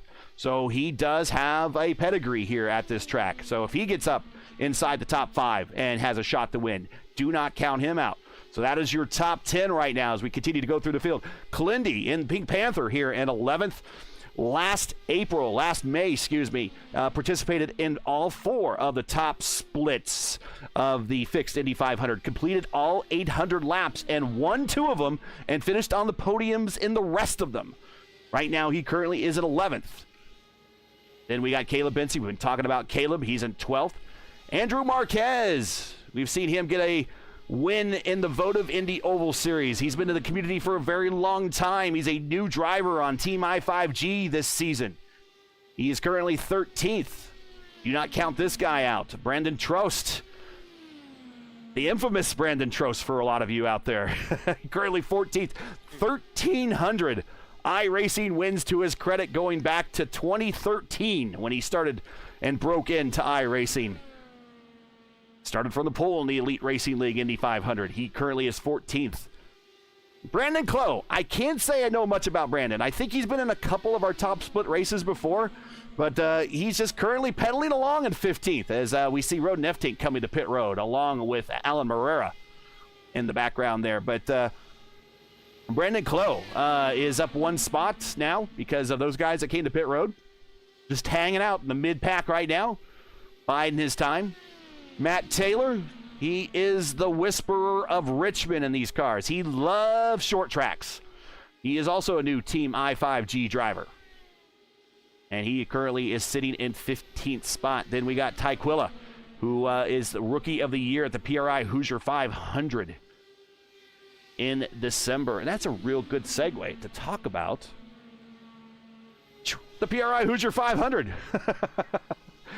The PRI Hoosier 500 will be in December. And while May is home to the Indy 500, the Speedway will come alive once again this December with the PRI Hoosier 500 featuring the best sim racers on Earth, unmatched broadcast coverage via PRI, and the most challenging 500 format on all of iRacing. Tune in this fall, or actually maybe this winter, to learn more about why this is the world's greatest sim race. To learn more today, visit the website, thehoosier500.com, to learn to be a part of it. You can enter if you like. We had over 130 drivers, Lewis, attempt to qualify. It was more than that. I think it was like 160 drivers, actually, was it not?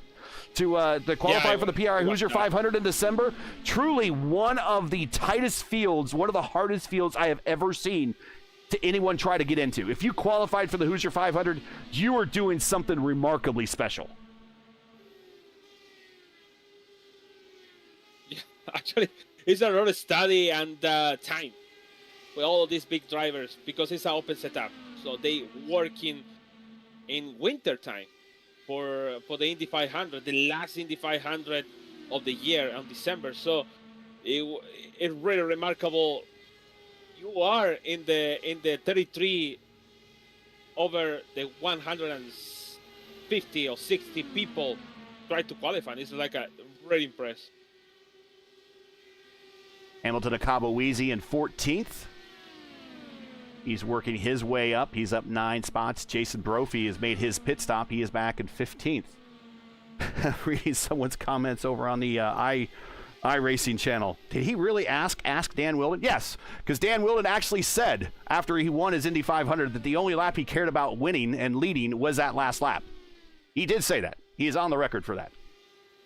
So I'm not quoting ill of anybody. But then again, if I can't quote Dan Weldon, apparently I can't quote Scott Brayton, or I can't quote Greg Moore. So whatever, you know. Holdana, yeah. Gordon Smile. Gordon Smiley, yeah. Yeah, Gordon Smiley, yeah. Gonzalo Rodriguez. Oh. Jovi Marcellus. And I mean, racing's not. I mean, this is sim racing. Racing is not for the faint of heart. And it's great to see Dan's kids doing so well in racing. Yeah, in Formula 4 in Europe. Yeah, they were teammates. Weren't they teammates with Montoya's kid? Weren't they with Prema? Yeah, Sebastian Montoya actually. Yes.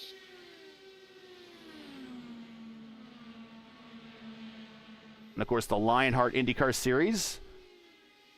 After raced in honor of Dan Weldon. That's why they call it the Lionheart IndyCar Series. But yeah, we could talk about Dan. But anyways, Alexander Russell is your leader as we just had pit stops occur once again. So we will go back down through those that just stopped. Robert Malechka. Yeah, Robert just went in that time by. Go ahead. Call it out, Robert. He just stopped. He's back on the racetrack. Yeah, Robert's back on the circuit. He looks to be one of the most recent guys to go in. Brendan Lichtenberg now on the circuit on a 2-lap run.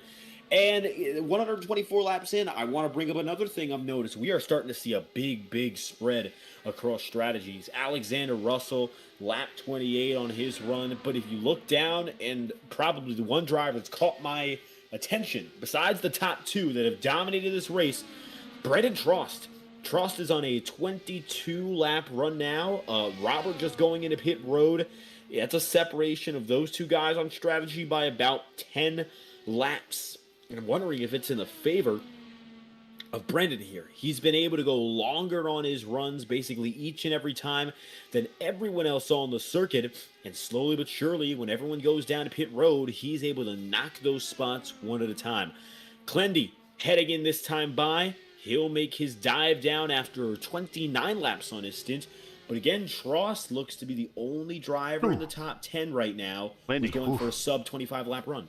Yeah, Trost was one of those drivers that stopped early on that early caution that we had. And since then, we've been green flag all the way since then. That we are now on a 120-lap run. So we've gone 300 miles since our last caution.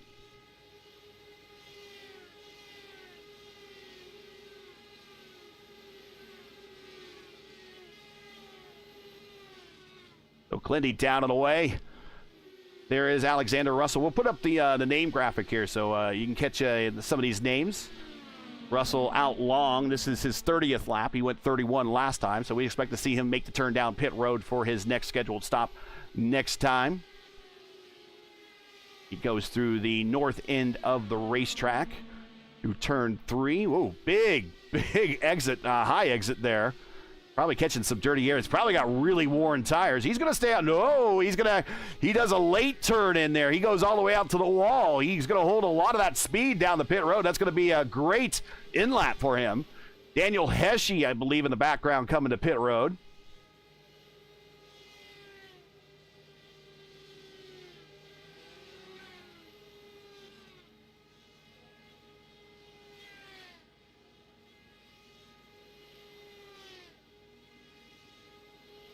And that will turn the lead over to Brandon Trost, as you were just talking about. Jaden Munoz is the next car. He will pick back up the lead once Trost comes to pit road.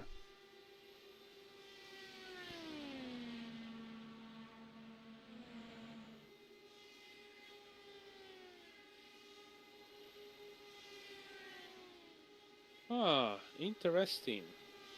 All right, what do you got? Okay, so Brandon Trost need to coming in the next 5 laps to go. So means, or maybe in the next 7 to go. 7 laps, sorry. So it's gonna be 66 to go. I counted for to go, so I don't count it for next laps or whatever. So if we divided that too, we need to make it 33. So maybe we need to 2 more stop Brandon Trost.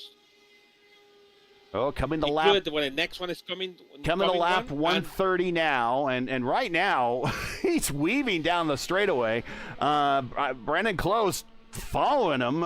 He's trying to get the draft. So does Brandon come to pit road? No. Not yet. Oh. But he's coming to 130, so he is. I don't want to say blocking. It's not my role to say blocking. I will call it the old Pruitt fade at the very least, and let you in chat determine if that was a block or not. But Trost was fading down the straightaway there, and let's see where he makes his position. He goes all the way to the white line down the backstretch. Normally that's the international "I'm coming to pit road" sign. He's 27 now, coming to 28, so he went 32 is last stint, so maybe he's not. No. I can tell you. He's coming, so it's going to come in a lap 133 or 134. So the next time by for him is going to be 166 or 167. That's really close. If he can get the 170, right that's his the final aisle there. stop. Yeah. That could be. It could be a good number for him if he can make it 33 laps in one stint. But it's going to be saving fuel for poof. It's like you don't want to race in saving fuel, and then on the end it's like, oops, I don't have nothing to show or maybe to fight because I still need to save fuel. So let's see. I think it's a good job just because saving fuel. He need to maybe make it 31 laps on this thing. Now it's 29, but I think it's doing good. This race, this is just for track position, folks. And we told you earlier that Brandon does not give up track position easy, and he tucks it. Now, this might be what Brandon wants. I don't know. He could save fuel behind Brandon. This is Brandon and Brandon. Brandon and Brandon and Brandan. But also maybe he don't want him on front. He's coming to the pits. Oh, he's coming in, That's to 29, 30. coming to 30 for his scheduled stop, and that turns the lead back over to Jaden Munoz, who again is out by more than a second over Robert Malechka, and in the draft of Hamilton Akabawizi, who is the last car. I would never thought I would have said this ever. Hamilton Akabawizi is the last car on the lead lap. Wow. Someone's asking in chat, are all time slots streamed? No. This one today, and then the top split will be an iRacing broadcast tomorrow. And then for Open weekend, we will do the same time slot for Open. And also iRacing will do the 1 p.m. Saturday for Open. So only 2 of the 4 top splits are streamed. I do more. Yes. I do more if I had more time. This one took a lot to get ready for. I hate doing. I love doing the Indy 500s, but there's one part of me that hates them because I'm with these drivers. I get so nervous. I don't know about you, Dave. You just walked into this thing. You're like, hey, I'm just going to call the action like as I see it. Lewis, did you walk into this nervous at all? Because I was extremely nervous all day. Well, you're the guy producer all the stuff, for sure you are more nervous. I have a lot more responsibilities, We're over here, just quiet and waiting for the spot to say something. And but no, I don't know.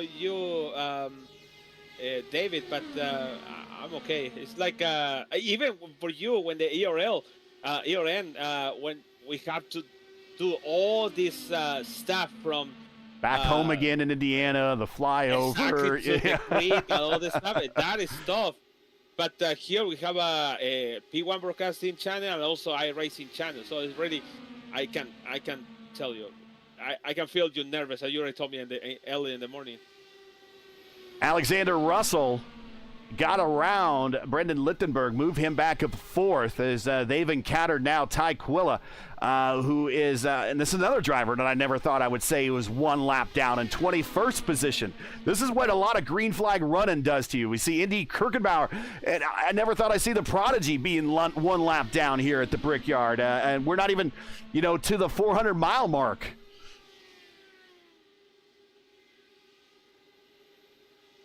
About the schedule on iRacing channel, it's going to be tomorrow, 1 p.m. Eastern Time.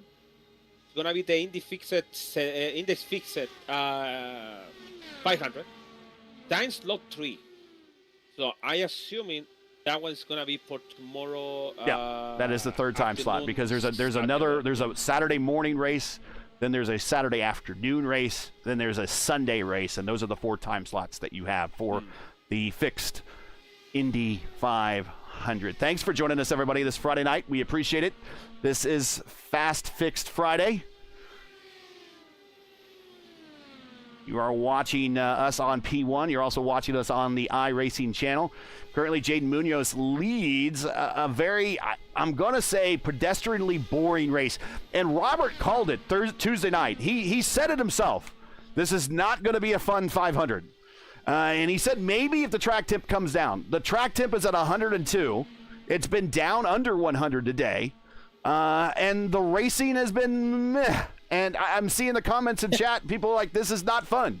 And the racing has been very meh. The setup's not been great. The tire model on this current car has not been great. Maybe we see a late restart and a late caution. But this is very much resembling, without all the attrition, very much resembling a mid-'80s, 90s style before the IRL IndyCar race or Indy 500 race. If you watch those races in the past, they're not a lot of close racing. They're not, they're not how it was in the 2000s, the 2010s, and the 2020s with the close finishes. It's very far apart, a lot of aero wash. But some of those races featured a lot of attrition, and we only have 2 cars have retired this entire race. We've only had 1 caution. We're already looking at would be a real-world Indy 500 race record for pace if this was a real Indy 500. That's 190 miles per hour. I'm not even tracking that right now, but we got to be well into the 200s. I make a calculation of Robert Maleska. We're watching Robert now. Robert is going to come in the next 14 laps, or 13 laps, sorry. He's going to come in 153. And then it's going to be short for 47 laps. Yeah, that's over 100 miles. 40 laps is 100 miles here. So he's going to have to make a dash towards the end. Oof. Or cut the stint in 2. Oh, there you go. Cut the stint in 2. You've talked about that an awful lot. Maybe strategize. But it makes both stops long versus a short final stop. Again, I think it's better to do I think your strategy is the best call. That's the tough thing. You don't want to you want to be now brand new strategy. That is almost exactly you want to, but it's still in the danger zone, in the danger zone, on the out of fuel or finish the race by saving fuel on the end. So it is tough, but about the Profin, Robert, and Jaden Munoz is it's that way. It's I think they're gonna be short for 47 laps. It's gonna be it was gonna be maybe about 14 laps short So that's gonna be hard.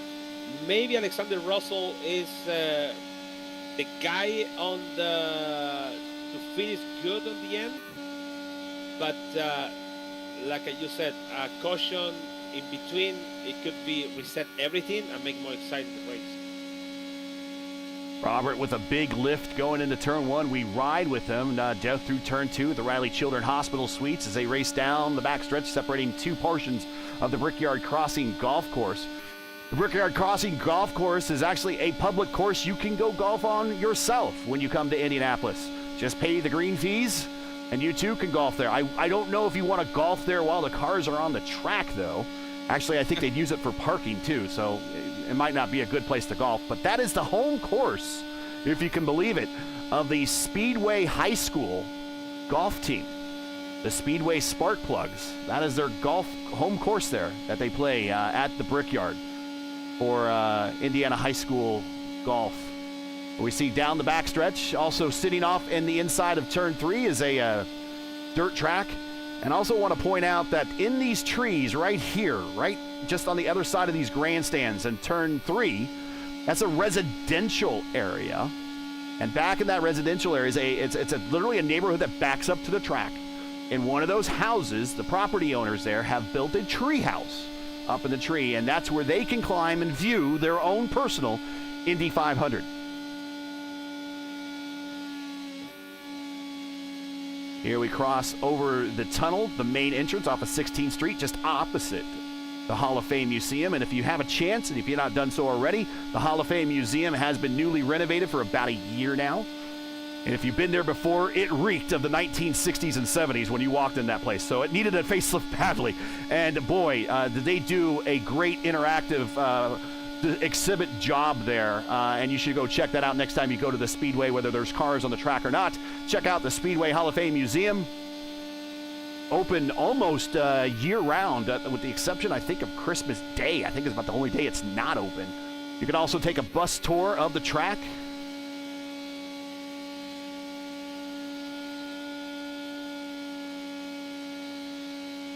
We ride with Robert Malech again, 220. 223, 25, 26, 27, 29, 30. Cracking 30 into the trap going into turn 3. North end of the racetrack. Indianapolis Motor Speedway sits perfectly north, south, east, west. Now we're heading south along Georgetown Road. Heading into turn 1. On the left side, there's Pit Road, Gasoline Alley. There's the pylon, of course, and the pagoda. Now we're turn 1 opposite the main entrance and the ticket office. Now 16th Street, now turn 2. You can fit Churchill Downs, the Vatican, the Big House from Michigan, Yankee Stadium, Churchill Downs, let's see, the Vatican, the Coliseum. You can fit all of those inside the infield of the Indianapolis Motor Speedway. And this place, the speed of these cars, as someone that's been there many times, and I'm going to turn it over to you, Dave, because you've been there. You've had your rookie stripes ripped off here. You're now a veteran of the Indianapolis Motor Speedway. Watching these cars on TV does not do the size of this place justice, does it? Oh, my goodness. Don't even get me started on that conversation. Coming here was unbelievable. I mean, in my experience, I spent a lot of the time, because I was there for a few race days, I spent a lot of the time in the infield. I believe I watched from one of the hills on turn 2, heading in, one of the mounds, turn 2, heading into the back straightaway, which had a great view of drivers coming overhead and the grandstands being packed. I mean, this track is... I'm taking a look on the iRacing blimp right now just to refamiliarize myself with it, but it really is huge. I mean, I recall that, of course, you couldn't use everything. The golf wasn't necessary. The golf course wasn't open, but having to walk through the area where the infield road course was, I mean, it's a long walk from every end of the circuit. Yeah. Unfortunately, when I went... What's up? No, keep going. We were seeing that. All right, just making sure we don't have any incidents on the circuit. Fazaro and Liam O'Sullivan got really tight there going through the north end, of the south end of the racetrack. We're in the north end of the racetrack right now. Close. Whew. I still follow O'Sullivan. Looks like everyone's gotten away from it, though. Unfortunately, when I went to Indianapolis, it was one of the years they were renovating the museum, so I still haven't seen that, which really sucks. But otherwise, I mean, it was a journey from one end of the track to the other, and I think in my experience anyway, being closer on the infield was a lot more enjoyable, which I feel like that's the good thing about Indy. It's not one of those. It's a big event. It's a huge event. I mean, you have more than 300,000 people coming in. It's the largest single-day gathering, as you hammered in at the very start of the broadcast. But it's not like there's a problem in terms of finding a great place to watch.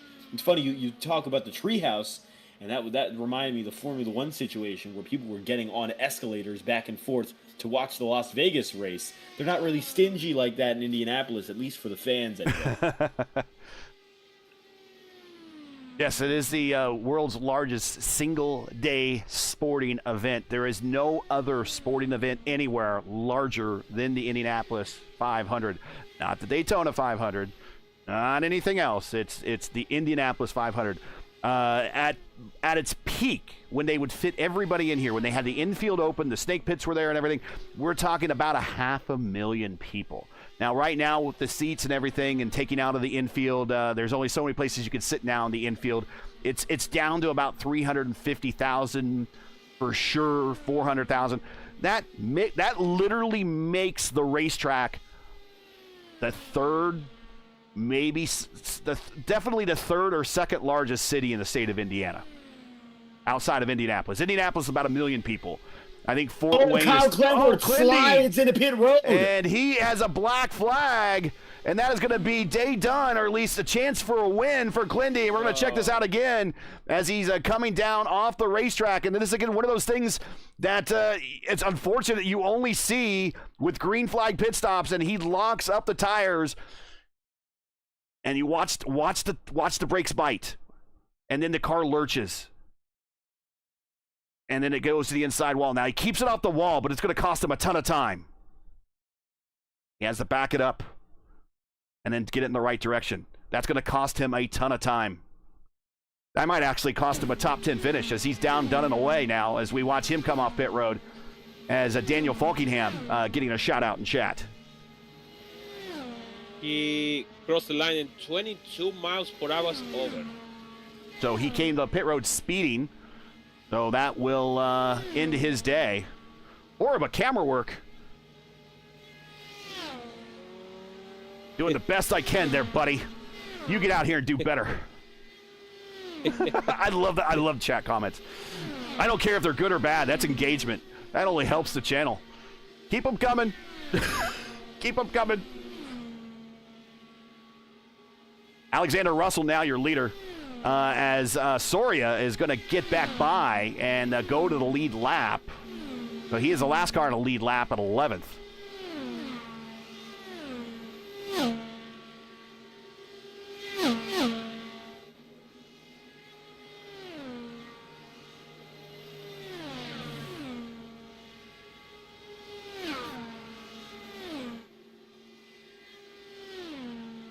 Here's Andrew Marquez in second. I-5G entry.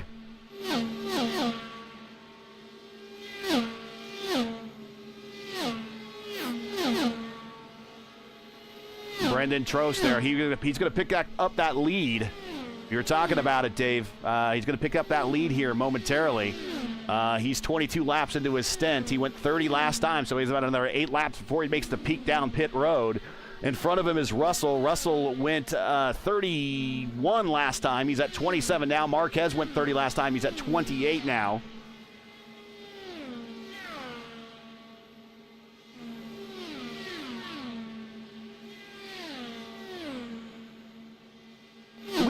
Did we get a split count of how many different splits there were? There were, what, 70 in this first opening time slot? Is that what it was? No, 47. 47, so right around 50, okay. 47, around 1,500 people sign up. And in case you're wondering, the strength of field, even though it doesn't really matter because this is all the top qualifiers, it was a 46.93. for the strength of field at 46.93. Alexander Russell, pit road, next to last stop. So this is going to get him into the 180s. Very short, very close to the 190, about 10 to go for his final stop. So we'll see what type of strategy he is going to execute here. Maybe split it in half.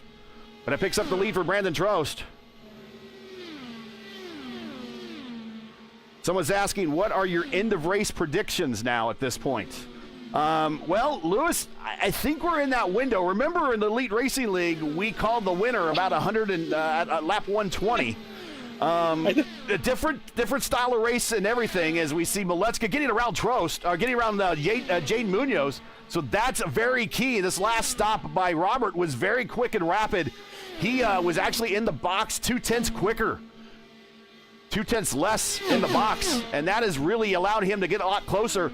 And now I think I called it right with Robert. He was just playing rope-a-dope earlier and biding his time, and now it's like Rick Mears of this guy. It's almost go time. When you get to about lap 170 here, it is 100% go time.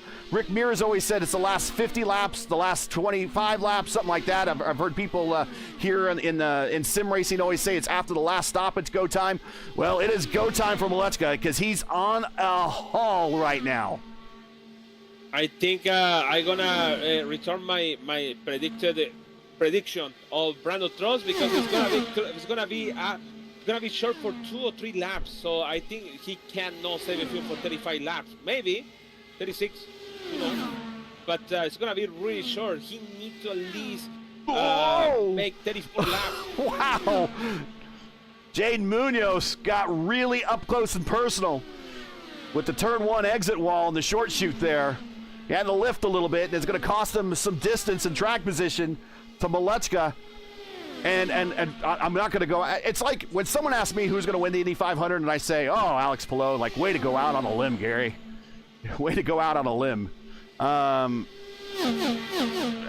Robert, I mean, until someone knocks the king off the top of the castle, I don't know who else to pick at this point. So Robert is still, I mean, way to go out on a limb. Robert's my pick. We shouldn't rule out Trost if he could somehow make some mileage. And Munoz is there, but it's almost like Robert just flicked another gear and is now really taking this last 50 laps seriously. Yeah, I on the Elite Racing Indy 500, I thought it's going to be Brandon Trost winning the race, but I picked Tyler 40 on the end. He won the race. But it's really difficult to predict it, even accepting the race of the caution free we have in the Indy and the Elite Racing. When you mentioned that, and 100 to go, we already knew Hamilton Aquavis is going to be the race. On the end, he won the race. It was like, but I think it's really difficult to predict it, even with 40 to go. For now, I think it's Robert Molecka is going to win the race, for now. But if the caution coming out soon, or coming in 20 to go, it's going to be a new race with Jaden Munoz, even Jason Brofin, going for everything. And I think he makes no malice over here, because you want to win the race. And if you have my teammate, I want to win the race. I want to win the Indy 500. Hey, Dave, Trost on pit road, coming to lap 29. So didn't do 30 this time. So he's going to end up falling up a little short, I think, and is going to have to do a splash and dash inside of 10 laps to go. Well, that's the biggest shame, I think, of the entire race. He was the only one who seemed to be throwing a bit of a curveball when it came to the strategy. So I wonder now what's going to happen here. I mean, I don't want to say the race is done and done. I don't think that's fair to say. We've got a lot of time still left. We still have the better half of 40 laps remaining. But it's very challenging to think that there's going to be someone who comes out of nowhere and does something different here. Brandon is back on the way, but Robert is far out and ahead with Jaden Munoz, the only driver within a second here. The conversation really becomes them and only them with that news. One more pit stop for them. If it goes well, it really is just going to be a 2-horse race for that victory. And once again, if you're just joining us, you're watching P1's coverage of the official iRacing Fixed Indy 500 coming to you from Indianapolis. Well, currently, Robert Malechka, King Robert, leads. We're at the 400-mile mark, 100 miles to go. We're in the go time window for a lot of these drivers. It's time to execute, time to make these moves now. You're running out of laps to do it. If you're enjoying P1's coverage of tonight's race and like to monetarily support us, please find a link to our GoFundMe campaign in the stream description. We realize times are tough, so any donation, no matter the amount, is greatly appreciated. Make sure to smash that like button also as well, and subscribe to the channel so don't miss out on the next race. And, of course, don't forget, next Friday night, 9 p.m. Eastern Time, we'll be right back here for the time slot number 1 of the Open Indy 500. Where maybe the open setups will make them a little bit racier. We'll see. But 9 p.m. Eastern Time right here on P1. That's what the thumbnail will look like. And if you would like to subscribe to our channel, just click that QR code and you subscribe to our channel right now. And you'll know when we'll go live next Friday night at 9 p.m. Eastern Time for the Open Indy 500 opening time slot top split.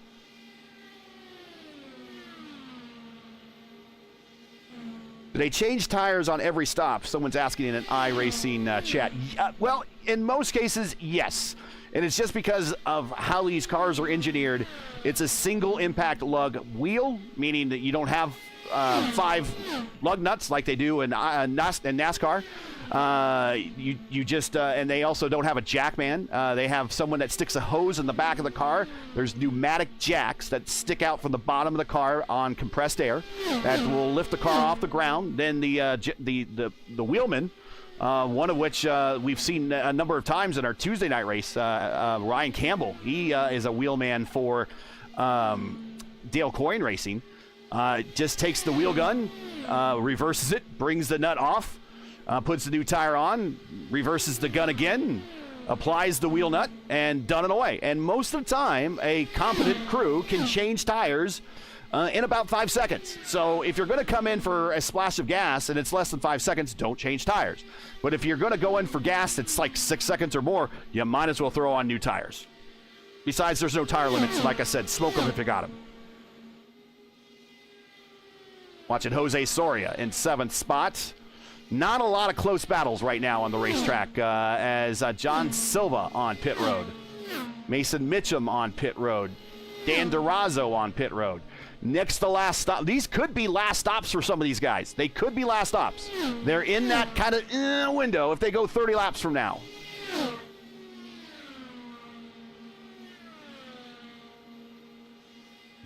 We're still awaiting final stops for all of our leaders. Robert Malechka, 14 laps into his stint. Jane Munoz, 18 laps. Brophy, 18 laps. I can give you those numbers on the tree right now. There you go. Stint length. The magic number is closer to 30. In fact, really the magic number, Lewis, is right now. It's this number right here. I'm circling it. 170. It's going to be 170. You get the 170, you pit there, you're pretty much good to go to the end. Pretty much. For example, Indy Kukenbauer is in pit road now. He's really good to go. He did 9.9 in the box, so he's really good to go to the end. Yeah, he's also 1 lap down, so that's going to make things a little difficult. Even Jacques Villeneuve at this point in the race was back on the lead lap. When he went 2 laps down, if you're not familiar with that story, Jacques Villeneuve won the 1995 Indy 500, was penalized 2 laps for passing the pace car accidentally. USAC takes no prisoners with their penalties, and he got them back in the race and won that race, of course, with a little help from Scott Goodyear passing the pace car, but he got the win nevertheless. I do feel bad for Scott Goodyear. Oh, sure. The only thing need to catch in his career, he didn't. He won at Michigan twice. He won the Michigan 500 twice. Won a couple times at Texas. Came close in the IndyCar Championship back when it was the Indy Racing League. Finished second to his teammate here, Arie Luyendyk in 97. Of course, had that closest finish ever to Al Unser Jr. in 92. Brutally cold day. Brutally cold day. I remember that day. I wasn't at the race. I remember listening to it on the radio, and we had a race party, and everyone was in hoodies and jeans. It was like a fall day in terms of weather. And, of course, since that race, that was one of the reasons why they reconfigured the speedway. We see Clindy in the Pink Panther coming to pit road for his last stop.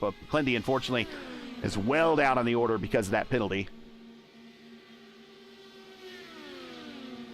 Clindy, former fixed oval series champion. Just not his day today. Also a former Horizon Series IndyCar champion, ISRA IndyCar Series champion, Votive IndyCar Series champion. Still looking for that big fixed broadcasted 500-mile race win at the Brickyard. All right, so we are in the Nick DeGroot window.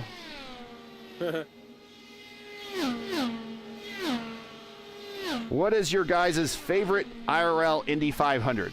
IRL Indy 500. So not in real life, but in the Indy Racing League. Oh, well, Lewis, you know which ones is not my favorite one. Oh, the 2000. Oh my God. When Montoya won the race. He kicked everybody's butt that race. He did. I know. He was the first car to come to the IRL and win the race, and then IRL people figured out it's like oh my God, it came this outsider to win the race as a rookie in Indianapolis. Well, rookie, you can hang quotes on that. He was defending series. He was a defending kart champion. But he was a rookie in the IRL. Right. But rookie in the IRL is like saying that, you know, when Alonso was here, he was really a rookie. I mean, he never raced an Indy 500, but same thing with Emerson Fittipaldi, I guess. Two-time world champion. Call him a rookie? But, yeah, that was the worst 500. He dominated that day. I think Murphy, is that his last name? Murphy? I could be wrong. The record for leading the most laps is like 198. Set back in the 30s. We'll probably never see that again. But Montoya did something like 160 laps. Like, you will probably never see that again, to be honest. Favorite race? I want to say 2006. Yeah, that was a good one. For a while there, we all thought that Michael Andretti had a shot to win, which would have been great, you know, to see him get the monkey off his back. And then Brophy coming to pit road for his final stop. Then we saw Marco pass Michael, and we're like, whoa, Marco, you know, this could be a thing. And then out of nowhere, Hornish just runs them all down, and he ends up winning that race. I know a lot of people don't like her, but Danica, I will say the crowd was on fire in the 2004 race when she was leading there toward the end. When she was leading there, or 2005 race, when she was leading there towards the end, the crowd was on fire. That was a palpable buzz that you could really, really feel. And that was pretty exciting to be in. I was there for all four of Helio's wins, and being there for a fourth win for any driver was pretty exciting. I will say that as well. The 100th with the uncertainty of Rossi, whether or not he was going to be able to finish with enough fuel. I mean, we heard him drive by at times, and we're like, is he out of gas? In those last couple of laps. Yeah, those were some pretty exciting races there, too. And I was sitting, and going back to, we'll talk about Dan Weldon again. I was sitting there in turn 4, watching J.R. Hildebrandt smack the wall. He did not need the pass. Kimball. He just needed to let off the throttle a little bit. And he ended up passing. That's I guess what being a rookie is. And to see Weldon win that one, that was pretty exciting as well. So I have a lot of memories. USAC has some scoring problems too. The 97 True Value to 500. Well, yeah, but, I mean, if they didn't have any problems there, you would have never saw A.J. Foyt knock out Ari Leyendijk in victory lane. That was hilarious. By the way, A.J. Foyt has never given up that trophy for that race. Is not giving it back to Ari. Ari has never gotten that trophy. Good. Robert Malechka, coming to 20 to go, is your leader, and already he's staying out there long. And we got some strategy off the books. Munoz has stopped. He is 3 laps now. Actually, just came to pit road. He is fresh off pit road. He is 1 lap on his new stint, and so he's trying to attempt a bit of an undercut here. But he needs to put some big laps down now. He needs to put some big laps down. Yeah, actually, it's very interesting because Brofin is really close on the now Clendy Pool leaving past. There it is. Munoz, purple lap, 2:25.6. That's what he needs.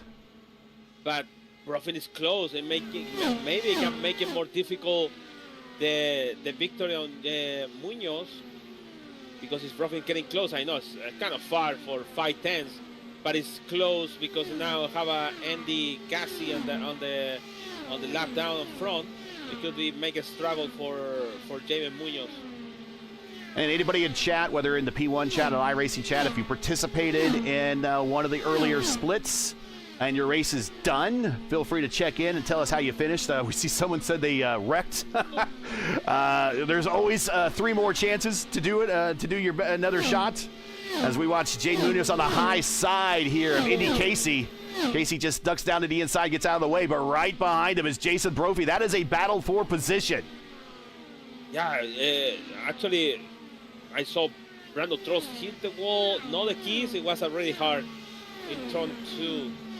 So, once again, Brandon Trost getting a struggle on the end of the stint, on the end of the race, actually. Yeah, he smacked the wall at the end of the Elite Racing League's Indy 500, and that maybe ended his chances. I don't know if he was actually damaged or all. Robert Malechka, final stop done. He is now off of pit road. So he is done for this race, and he pops out in front of Jade Munoz. Here comes Jade Munoz to the inside. He wants that position back. This is a dogfight for the eventual lead of this race. Here comes Robert Malechka on the outside, but notice where Brendan Trost is. Brendan Trost stays high, gives a dirty air to Malechka. No love lost between those two. And it forces Jaden to go high and lift a little bit through the corner, and he loses a little bit of distance down the straight. Here comes Malechka to the inside of Trost. Trost lets him on by. It was close, Robert Malechka in turn 4, hit the wall, but a lot of fade over there and put back Jaime Munoz on the. He's now 1 second behind on Robert Malechka, so getting far for that. So I think Robert is going for one more victory. Someone said if you wrecked after the green, you still made it further than Scotty Mack. Poor Scotty Mack. He's never going to live that one down. But, I mean, he's not the first driver that's ever, I mean, it's happened to Tom Sneva. Robert Malechka, 2:26 flat, purple lap. Tom Sneva, in fact, if you watch that documentary, I think on Ray Hall coming up here, I think it's played already tonight on FS1. That race he won, Tom Sneva, an Indy 500 winner, did the same thing on the backstretch in '86. That was my very first Indy 500. And then, of course, Guerrero. Here comes Trost to pit road for his final stop. Guerrero famously did it in that '92 race we were talking about. He was the pole sitter. Yeah, but poor Scotty Mack. He'll never get a chance to live that down. And I hope he gets a win or something in his Indy 500 career just to get that taste out of his mouth. Kamitaka, we see black flag for the speed on the pit road. Final stop and a black flag. Remember that happened to Scott Dixon. He was in line for an Indy 500 win, his second one, and he came speeding to pit road. But Alexander Russell for his final stop. He's been up in the top 5 all day today. He's going to stop at 15 to go. Think like a Glendy, 22 over. But unless there's a late caution or something slows down Robert has now broken the draft envelope to Jaden Munoz. And the duo we've seen all race long, things really changed about 50 laps ago for Robert Malechka. The switch went on. He passed Jaden and hasn't looked behind since. But he has a lot of lap traffic in front of him. A lot of lap traffic. And still 16 to go. Yeah, it's a lot of crazy pass in front of him, actually. You see that in front of it there's Trost. That's Tyquilla, Roden F-Tink, Indy Kirkenbauer, Indy Casey. He gets around Indy Casey in that white, black, and purple car. Last thing Robert needs is one of these cars in front of him to do a little bit of a twitch and smack the wall late in the run. Or light tanks and warm tires. Now they're in a bit of a weave down the front stretch. Robert to the inside of Indy Kirkenbauer, the prodigy. He stays high. Ooh, runs out of room awfully quick there off the exit of 1 in the short chute.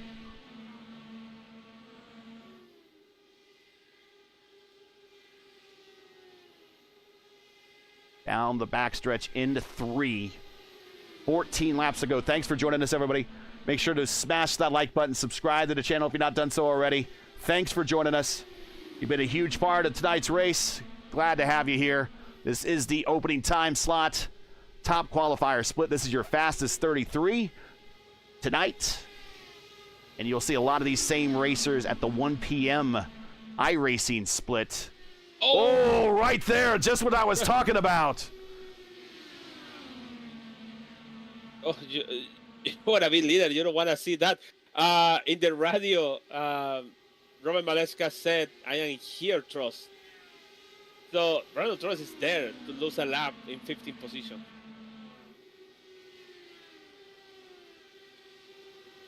Coming to 13 to go, 12 to go here. Very shortly, we'll start talking about that line that Paul Page always talks about when he broadcasted his Indy 500s about the number of drivers that have not won the Indy 500 but led at 10 to go. It's been a current trend that's not necessarily been that way, but through the 80s and 90s, that was a very active trend that if you led at 10 to go, didn't always guarantee you getting the win. But today, knocking on wood, and not to jinx it at all, I'm knocking on some wood here.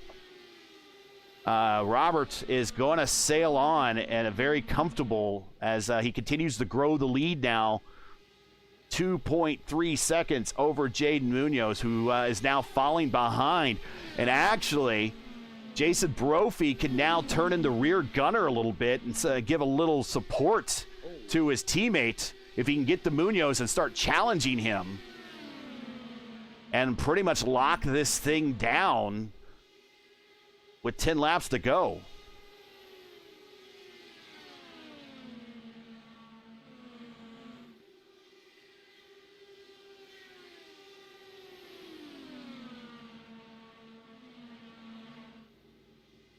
So I have a spreadsheet that actually talks about this. Leaders at 10 to go. So the last 2 races, leaders at 10 to go won. Newgarden and Palou, each one, they led at 10 to go. Award led in 2023 with 10 to go. Newgarden, of course, won that. Ericsson won in 2022 with 10 to go. 2021, Rosenquist led with 10 to go. Castro Neves, of course, won that one. Sato led with 10 to go in 2020. Pagano led with 10 to go in 2019. But then before then, there was a whole host of not leading at winning after leading at 10. Servia in 2018, Power won in that year. Chilton in 2017, that was Sato. Newgarden in 2016, that was Rossi. Power in 2015, that was Montoya. So the latest trend is if you're leading with 10 to go, you're going to win this race. But into the 2010s, the late 2010s, mid-2010s, Matthew Mitchum, purple lap, 2:26.1 late in this race. But the mid-2010s, the trend was if you were leading with 10 to go, chances are you weren't going to win. 9 to go now as we are in that window. Robert Malechka, your leader. Munoz second. Brophy third. Russell fourth. The Great Wall of Power Slide is in first, third, and fourth. Lichtenberg and I-5G is in fifth. Falkingham very quietly been in the top 10 all day today, Dave. He's in sixth. Soria seventh. I told you Soria has a knack of bringing the cars up into the top 10. He's there. Lal in eighth. Liam O'Sullivan, our Triple Crown winner in the Velocity Online Racing League, in ninth. And Adam Blocker in 10th. While we're in the late stages, Dave, any other drivers that you've been spotting, want to talk about, anything you wanted to shout out before we get into the late stages here, especially your channel, FTN? Well, first off, let's talk about the last moments of this race. Up 15, Caleb Bensi, 26th up to 11th. Well, that's about the biggest move that we've seen of anyone in this race. Caleb was as low as 32nd, as high as 5th early in the going with some cycles, and has settled down firmly in 11th. I don't think there's going to be much a chance to get up to Adam Blocker in 10th. But Caleb is the biggest mover by a long shot, and the only driver in the top 15 who started outside the top 20 and the top 25. So even though we haven't had a lot of big surprises in terms of moving up and down the ladder position-wise, Caleb has been that one driver who's proven it's possible. Liam O'Sullivan has done that to a similar extent.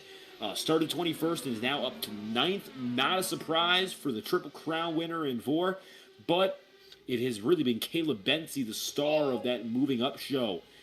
29 drivers are waiting on a caution. We got 30 on the racetrack. We got Robert, and we have the rest of the 29 who are hoping for a last-ditch shot to get a yellow flag and get a restart. And I'm sure that number one of those guys is Jaden Munoz. He's 5 seconds back now. The gap is as big as it's been all race long. And while he held a candle to Robert for more than 450 miles, I think now you're starting to see that ultimate separation, which really divides those guys. 13 on the lead lap. And Brendan Trost is probably going to be the last of them. Again, Trost is going to fight for this one for all it's worth. He's not making it easy at all for Malechka on the outside in the one, like Mears on Andretti in 91. He clears him, but he's not quite clear. This is not even for position. This is to put a driver a lap down for a driver that does not want to go a lap down. Lewis, I know you've been watching this. I know. It's like that's what Malechka said. I am here.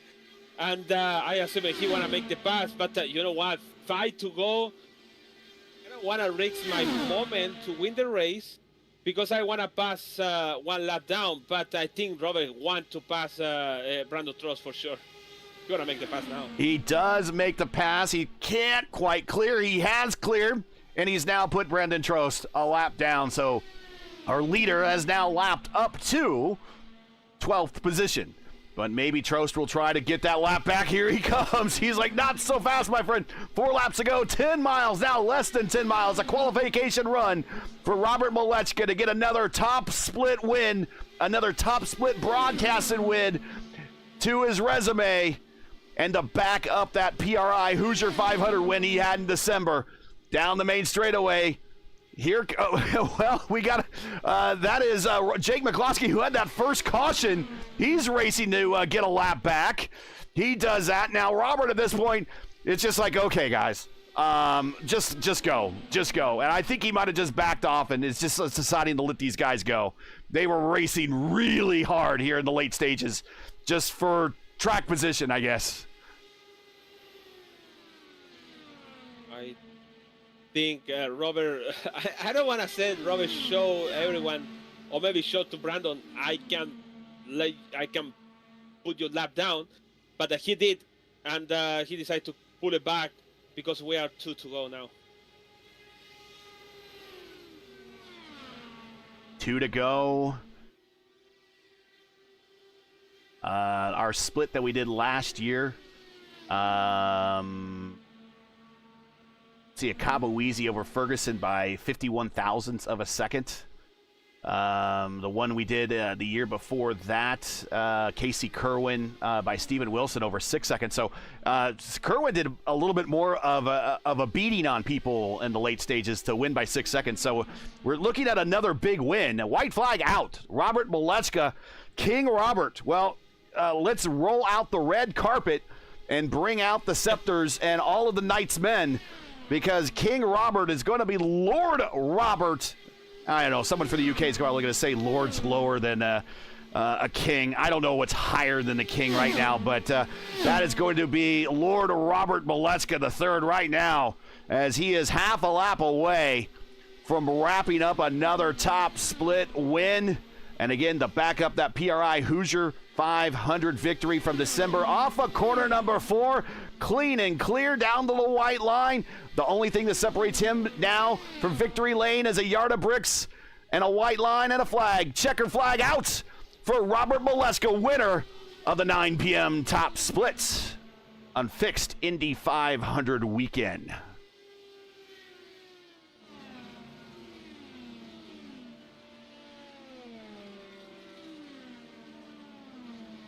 Was a really, really good race. Where I didn't expect to Robert winning this race. He did 19 laps in the stint. The race over in 2 hours and 22 minutes. Basically, almost a green flag race. We only have a green flag you mentioned in the lap 5 with the Adam Moreira incident.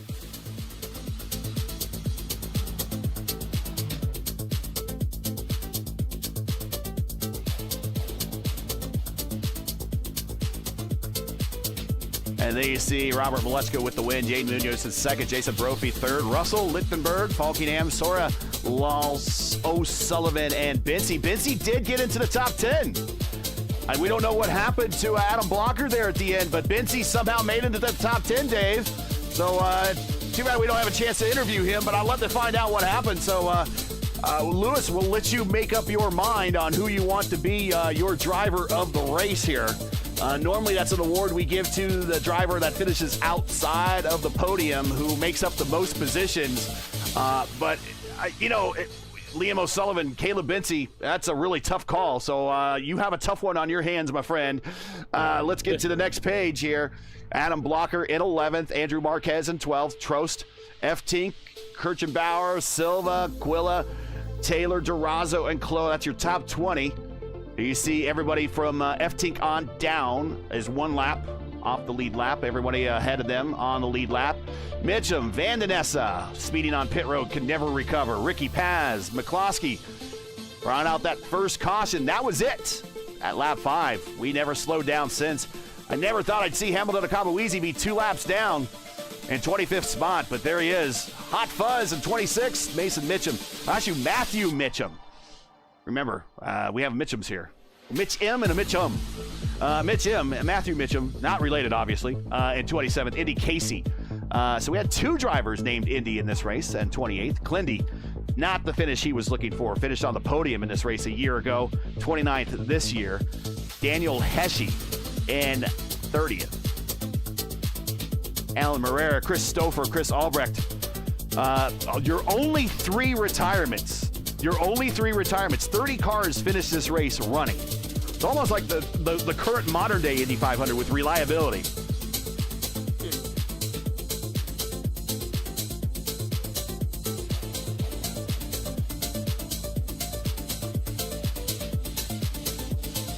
Okay, I gotta queue up some replays here, and we'll maybe talk with the Brophy, Munoz, and Robert. And I gotta ask, I mean, it couldn't have been a very exciting race for some of these guys. It seemed like it was a bit of a slog out there. We'll see what they say. Yeah.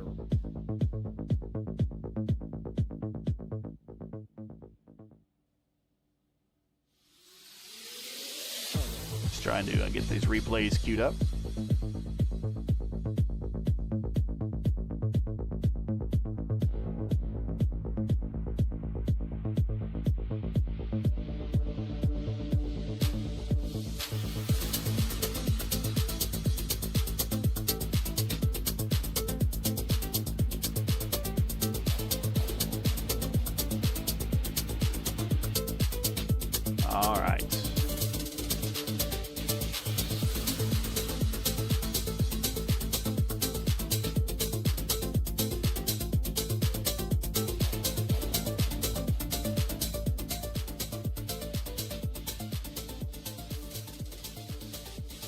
Hey, Dave, you want to ask any questions? Give you a chance to talk some more. I wouldn't. Mics aren't hot, right? No, we're hot. No, we're hot. Go ahead. Oh my goodness. Well, yeah, why not? I was wondering what we were queuing up. Yeah, why not? I mean, we can go driver by driver here, but I figure, Gary, why not kick it off with the leader and you could take the call for there. Well, let's go to the interview room. We got two guys waiting. Jason Brophy is here, so let's bring in Jason Brophy, our third place finisher here today. Defending the lowest step on the podium for the wall of power slide, and another big day for the wall, finishing third today, Jason Brophy.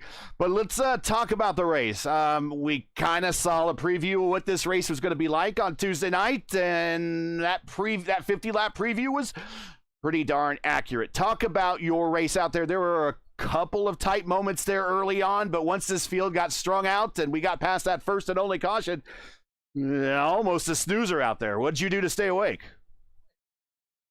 Trust me when I say not a snoozer in the car. So, like, you can sit a little, but like maybe we could ride a little. But when people are pushing like that, and you got Rob knifing through traffic, you are having to push every bit you got to try and hang on. And I did that for 100 and some odd laps trying to get back to them. Finally was able to latch on their second to last run, try to undercut Strat. Didn't quite clear Jaden, and with the heavy fuel, tires cooked a little bit, and then I really struggled at the end. But yeah, you are on edge if you're trying to keep up, especially when you have Rob and Jaden out front. It is a fight. So worn out. My shoulders hurt, my wrists hurt, but we'll be ready. Representing the old man crew, you make me proud. Go ahead, Dave. Go ahead and ask our third place finisher any questions you want. Well, I'll tell you what, the story of this race, I mean, it was the long green flag run. One interruption at the start. The rest of the way was managing strategy. And you were able to reel in the gap with Jaden Munoz real well, especially over those final 50 laps. How did you dial yourself in for the last portion to make it more competitive? I think really what got me, kind of saved me was when Jaden pit that first time, and I think it might have been Jaden and Rob, but when they pit that first time, I said, I not latched on, and Adam came over and gave me the best advice of the race, which is your underfill. Because I didn't need near as much fuel as them having run long. And so I was able to latch on there, get around Van Den Ness and kind of stay with them early, and that's when the break happened. And that kind of isolated us down. I think Van Den Ness sped later, so that isolated us down. I lost eventually, but as you get those cycles of traffic, the early pits to get tires, I finally got latched back on there when they got hung up a bit. Was able to kind of get to Kyle Klenwer's draft, and then he was kind enough to get out of my way and get back up there. For the most part, it was just manage a gap, took a gamble at the end, kind of thinking about it. Look, the worst I'm probably going to finish is third. It's a big gap behind. So if I do the undercut, try and get the position, I think that forced Jaden's hand. Rob was able to still run long, and then just with the brand new tires versus us struggling against pretty even, he was gone. Like nothing we could do. We'd already burned our stuff up by the time he came out, and he was able to pass all those people holding us up. So it's the way it goes. I'm not trying to beat Rob there. I didn't see much opportunity outside what I did. So but you're just trying to find ways to get clean air. The undercut's powerful. If you pit into traffic, the tire delta matters a lot now. That's a big deal. And interesting to see, I will say that. Very interesting to see. It also matters, though, when people come out behind you and then can pass you. Well, shout outs, friends, family, sponsors, and then we'll let you go for a cold soak after this so you can rest up for tomorrow. Yeah, I want to thank Rob, Adam, everybody at Power Slide. We put in a good effort. Obviously, Rob did a lot of work to figure out Q, and myself too, but mostly Rob figuring out what's good in Q.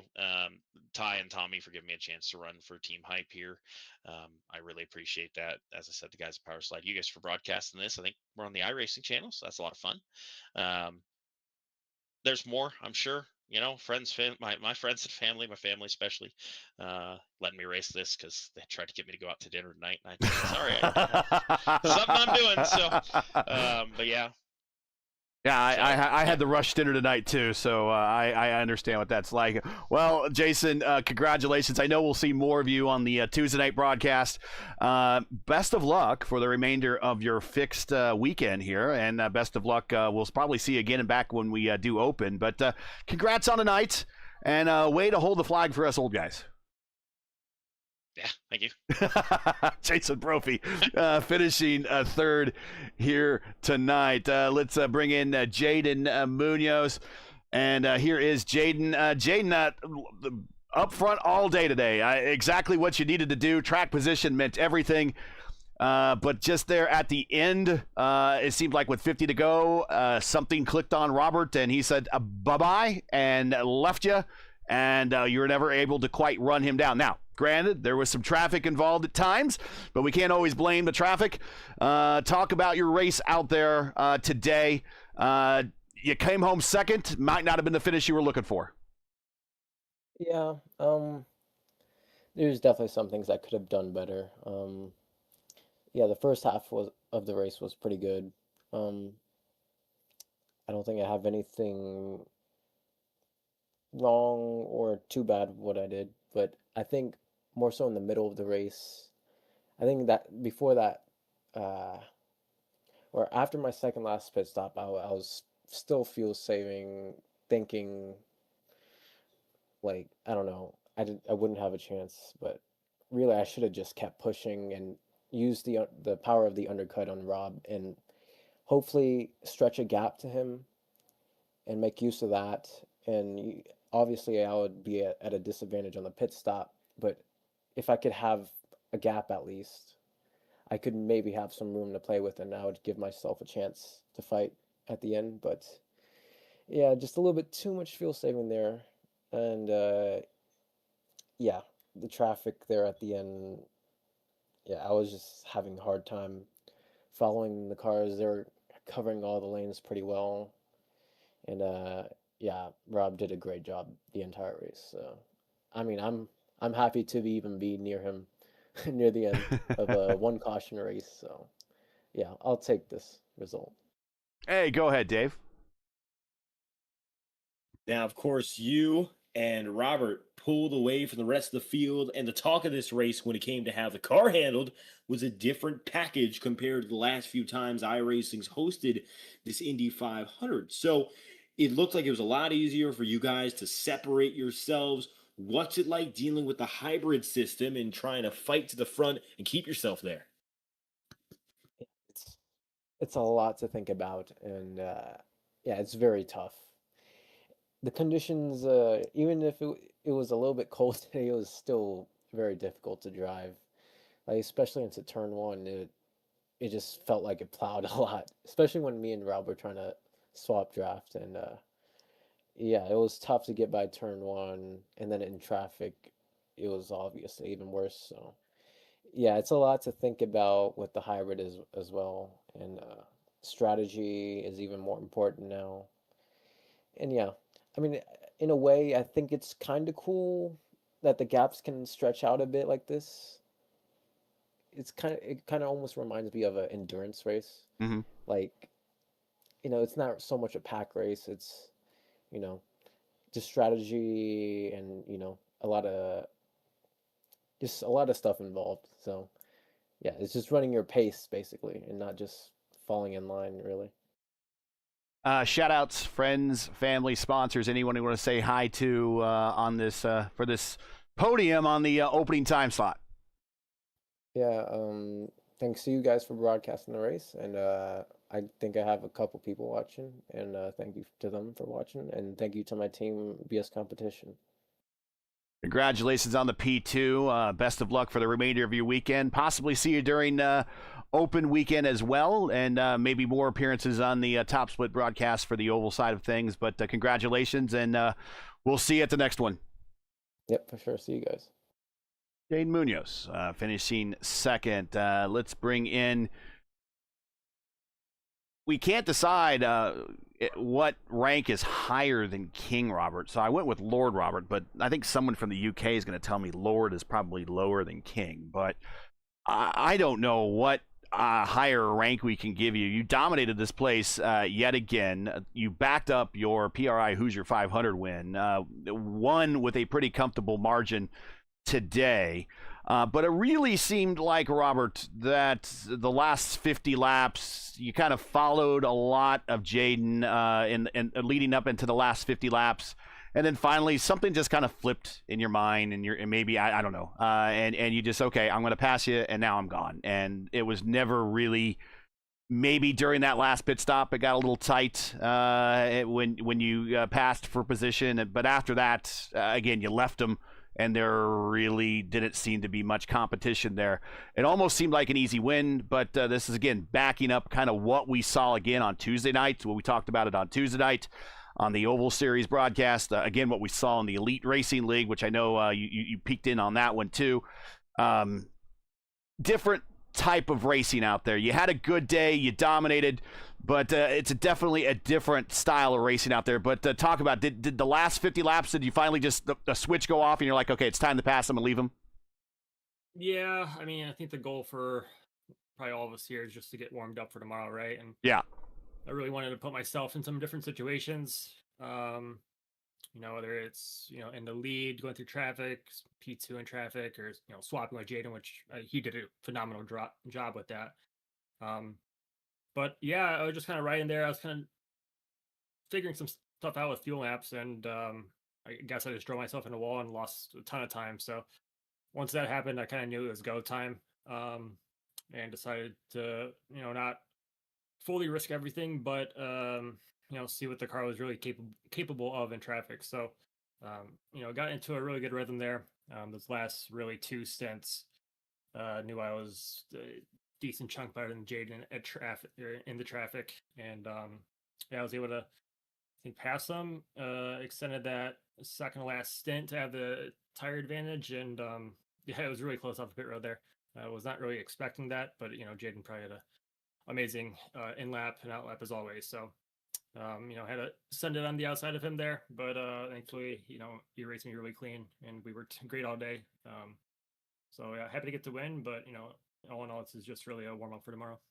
Before I pass it over to Dave for his follow-up questions, you picked the number 91 a lot, right?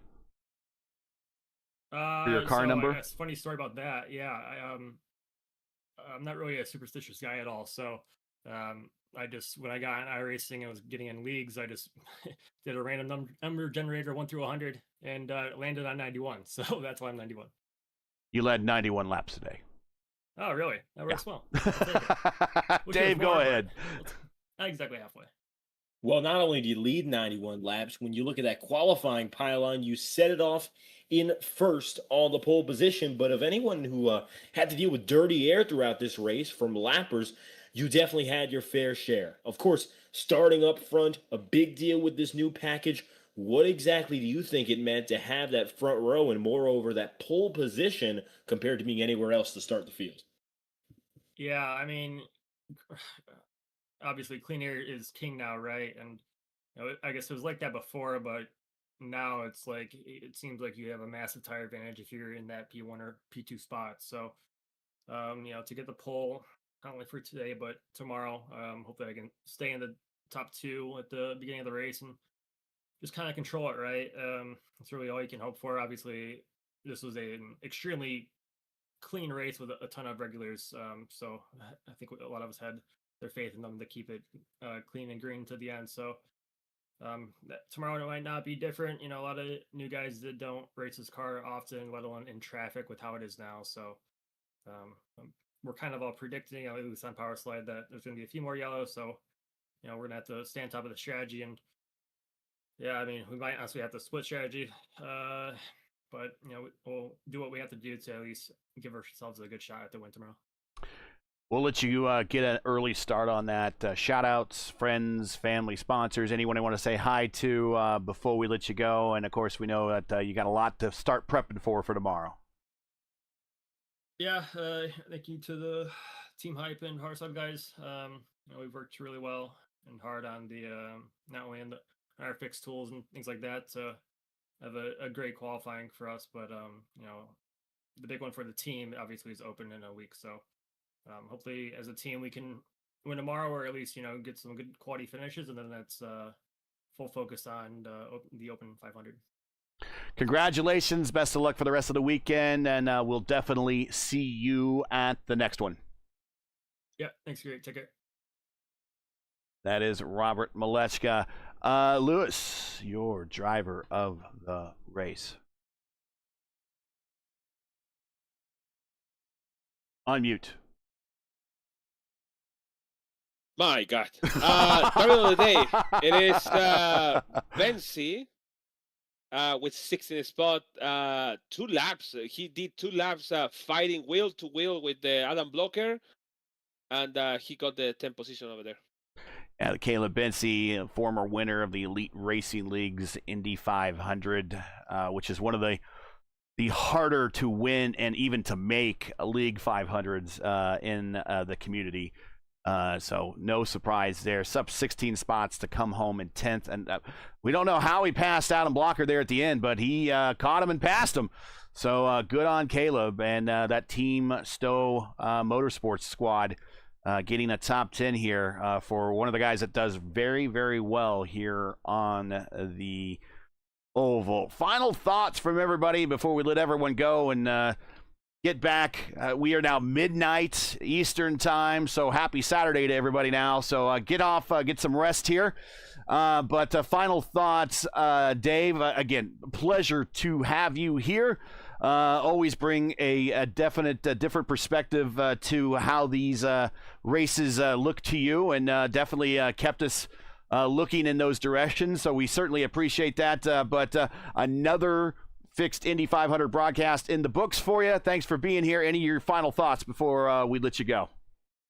It's pretty exciting to see things done differently. And with the hybrid format coming in this year, I mean, I know a lot of this was single file racing, but it was a change of pace from what we've seen on iRacing for the past few seasons. I think it sets up even better what we're expecting to see the Open setup next week. Another Friday night, hopefully with P1 broadcasting. Fixed setup, everyone's driving exactly the same way, or more or less, because they're dealing with the exact same equipment. But I'm starting to wonder that if this is what we saw tonight, how much are teams willing to push the envelope and do something different in the oval race? I think tonight and the next few days of additional fixed and open practice for drivers is going to set the tone for a much more exciting second week. Maybe for the fans, it was difficult to watch along and find it thrilling the whole way through, but the drivers told us a completely different story, and they made it clear they were working the car from beginning to end. Maybe it didn't show that way what we saw the whole way through, but it's pretty clear. Every one of these guys, the veterans, the rookies, the guys with open wheel background, the drivers with stock car backgrounds, endurance backgrounds, they all had a challenge worked up for them. And while it looked easy, and maybe it was played out to look that way, it's not. And I think the open race is going to show a little bit more of that. This race might not have, but still a great drive from our winner, Robert, putting on a fantastic show. Munoz, Brophy, not too far behind, a great podium. I think it sets us up well for an exciting set of virtual speed weeks. Of course, the month of May is far from over. I think it's only going to get better and better. Lewis, final thoughts. Power slide, P1, P3, P4, I5G, P5. A lot of independents, 2 Altena Autosports cars at 8th and 9th. Different teams that we normally are not used to seeing up, or different drivers and teams that we're not used to seeing up in the top 10 or up in there. A bit of a different race that we saw today, but it kind of falls in line to what we saw back in April in the Elite Racing League, and kind of falls in line what we saw on Tuesday night here at Indianapolis in the Indy Oval Series. We're dealing with a different style of racing for the time being, and it's just everyone else is in the same boat, and you got to deal with it. Yeah, actually, Dave said the correctly stuff about what is happening today, and I think he said, David said everything what I think about the race of today, and also something we saw on Tuesday night, and I don't think Robert is really happy about the race today. Maybe he's not happy about the performance of the race today. But hey, win is a win, and it's a good approach for tomorrow. Tomorrow at 1 p.m. on iRacing channel. So it's gonna be the race broadcasting over there. So I think it's gonna be really a little more hard what is happening today. Maybe the condition on the track is gonna be different. Who knows? That they're gonna figure it out tomorrow. But we mentioned about the Open Series next week, and I think that's gonna be a different, like a day and night. So the day today was everything on the equal stuff, equal everything, and try to management the track position over here, especially with Robert and between Robert and Jaden Munoz. But next week with the Open Series is mystery about what are you gonna do on the pit road, because in the pit road you can adjustment your wing, back wing, front wing, and all the stuff. Put something else, put something less, and that's gonna be really, really interesting. We're gonna see next week. But today was a really seen on the fixed series, seen in the ERL, and well, win is a win, and Robert Reneska won today, and really, I hope for tomorrow for all these people have a good luck on this race. So nothing more to me. Good luck for everyone tomorrow, 1 p.m. Eastern Time on iRacing channel. And see you on next Tuesday, 8:15 p.m. for one more fixed series, IndyCar fixed series on P1 Broadcasting from Nashville Super Speedway. And the next time you see us here on the iRacing channel will be next week. I'll bring that thumbnail back up again. For the Open Indy 500. There's our thumbnail for it, and you can find that on our channel and set a reminder and just shoot this QR code right here, and that'll take you right to our page and subscribe, and then you can set a reminder, and we certainly would appreciate it. We thank everybody for watching. We appreciate all the comments, even the pithy ones. I really enjoyed those. But let's get on out of here and give everyone back. Well, they're Saturday mornings now because it's now, like I said, past midnight on the East Coast. I got to tell Robert he needs to take a picture of himself drinking milk. He's probably drank milk so many times now, he might not want to. He's won more oval races now at the Brickyard, I think, than, gosh, this is his 6th or 7th. So, yeah, he's got AJ, Al Sr., Rick Mears, and Elio Castroneves beat. So Robert Moletska. That's it for tonight. Once again, your podium for tonight's official fixed Indy 500. Robert Moletska with another win. Jaden Munoz comes home second. Jason Brophy locking up the wall of power slide on the first and third steps. Almost locked out the top two, but not quite. First and third. Jason Brophy comes home in third there. Join P1 again next week for the Open Indy 500 Friday night top split. Coverage begins around 9 p.m. Eastern Time. Again, that's 9:00 p.m. Eastern. As always, for the correct time in your area, you can find everything right here at YouTube at youtube.com/@P1 Broadcasting. Now, as you know, the YouTube algorithm of the game is not an easy one. So please help support P1 with the weekly grind. Leave a comment below. Let us know what you thought of tonight's race and you enjoyed tonight's coverage. Support us by smashing like in the video. If you're new, click subscribe and while you hit the bell for weekly reminders so don't miss out on more P1's other iRacing programming, including this Sunday. It's Championship Sunday of Season 12 of the Sim Gaming Expo's Classic IndyCar Series. As the series will crown its new champion in Mexico City. It's the longest running Dallara IRL5 league on all of iRacing, so don't miss it as they crown another champion this Sunday. Start times 1 p.m. right here on P1. Track cams for this race are provided by Whiplash Sim Cams. Get the most out of your iRacing experience with Whiplash Sim Cams. To learn more about Whiplash, like them on Facebook. You can follow them on X and Instagram. All the links you need are in the description. For business inquiries, to learn more about P1 and what we do, like us on Facebook. You can follow us on X and Instagram. You can follow all of our social links on Linktree. You can check those out in the description. So, for David Kreutz, Luis Gonzalez-Nunez, everyone here at P1, I'm Gary Gatto saying all good night, and thanks for watching, and all of our men and women serving in the military and as first responders, Godspeed, God bless, and come home safe. Catch us again right here next week for the Open 500 and the next race of the IndyCar official 500 here on iRacing. Good night, everybody.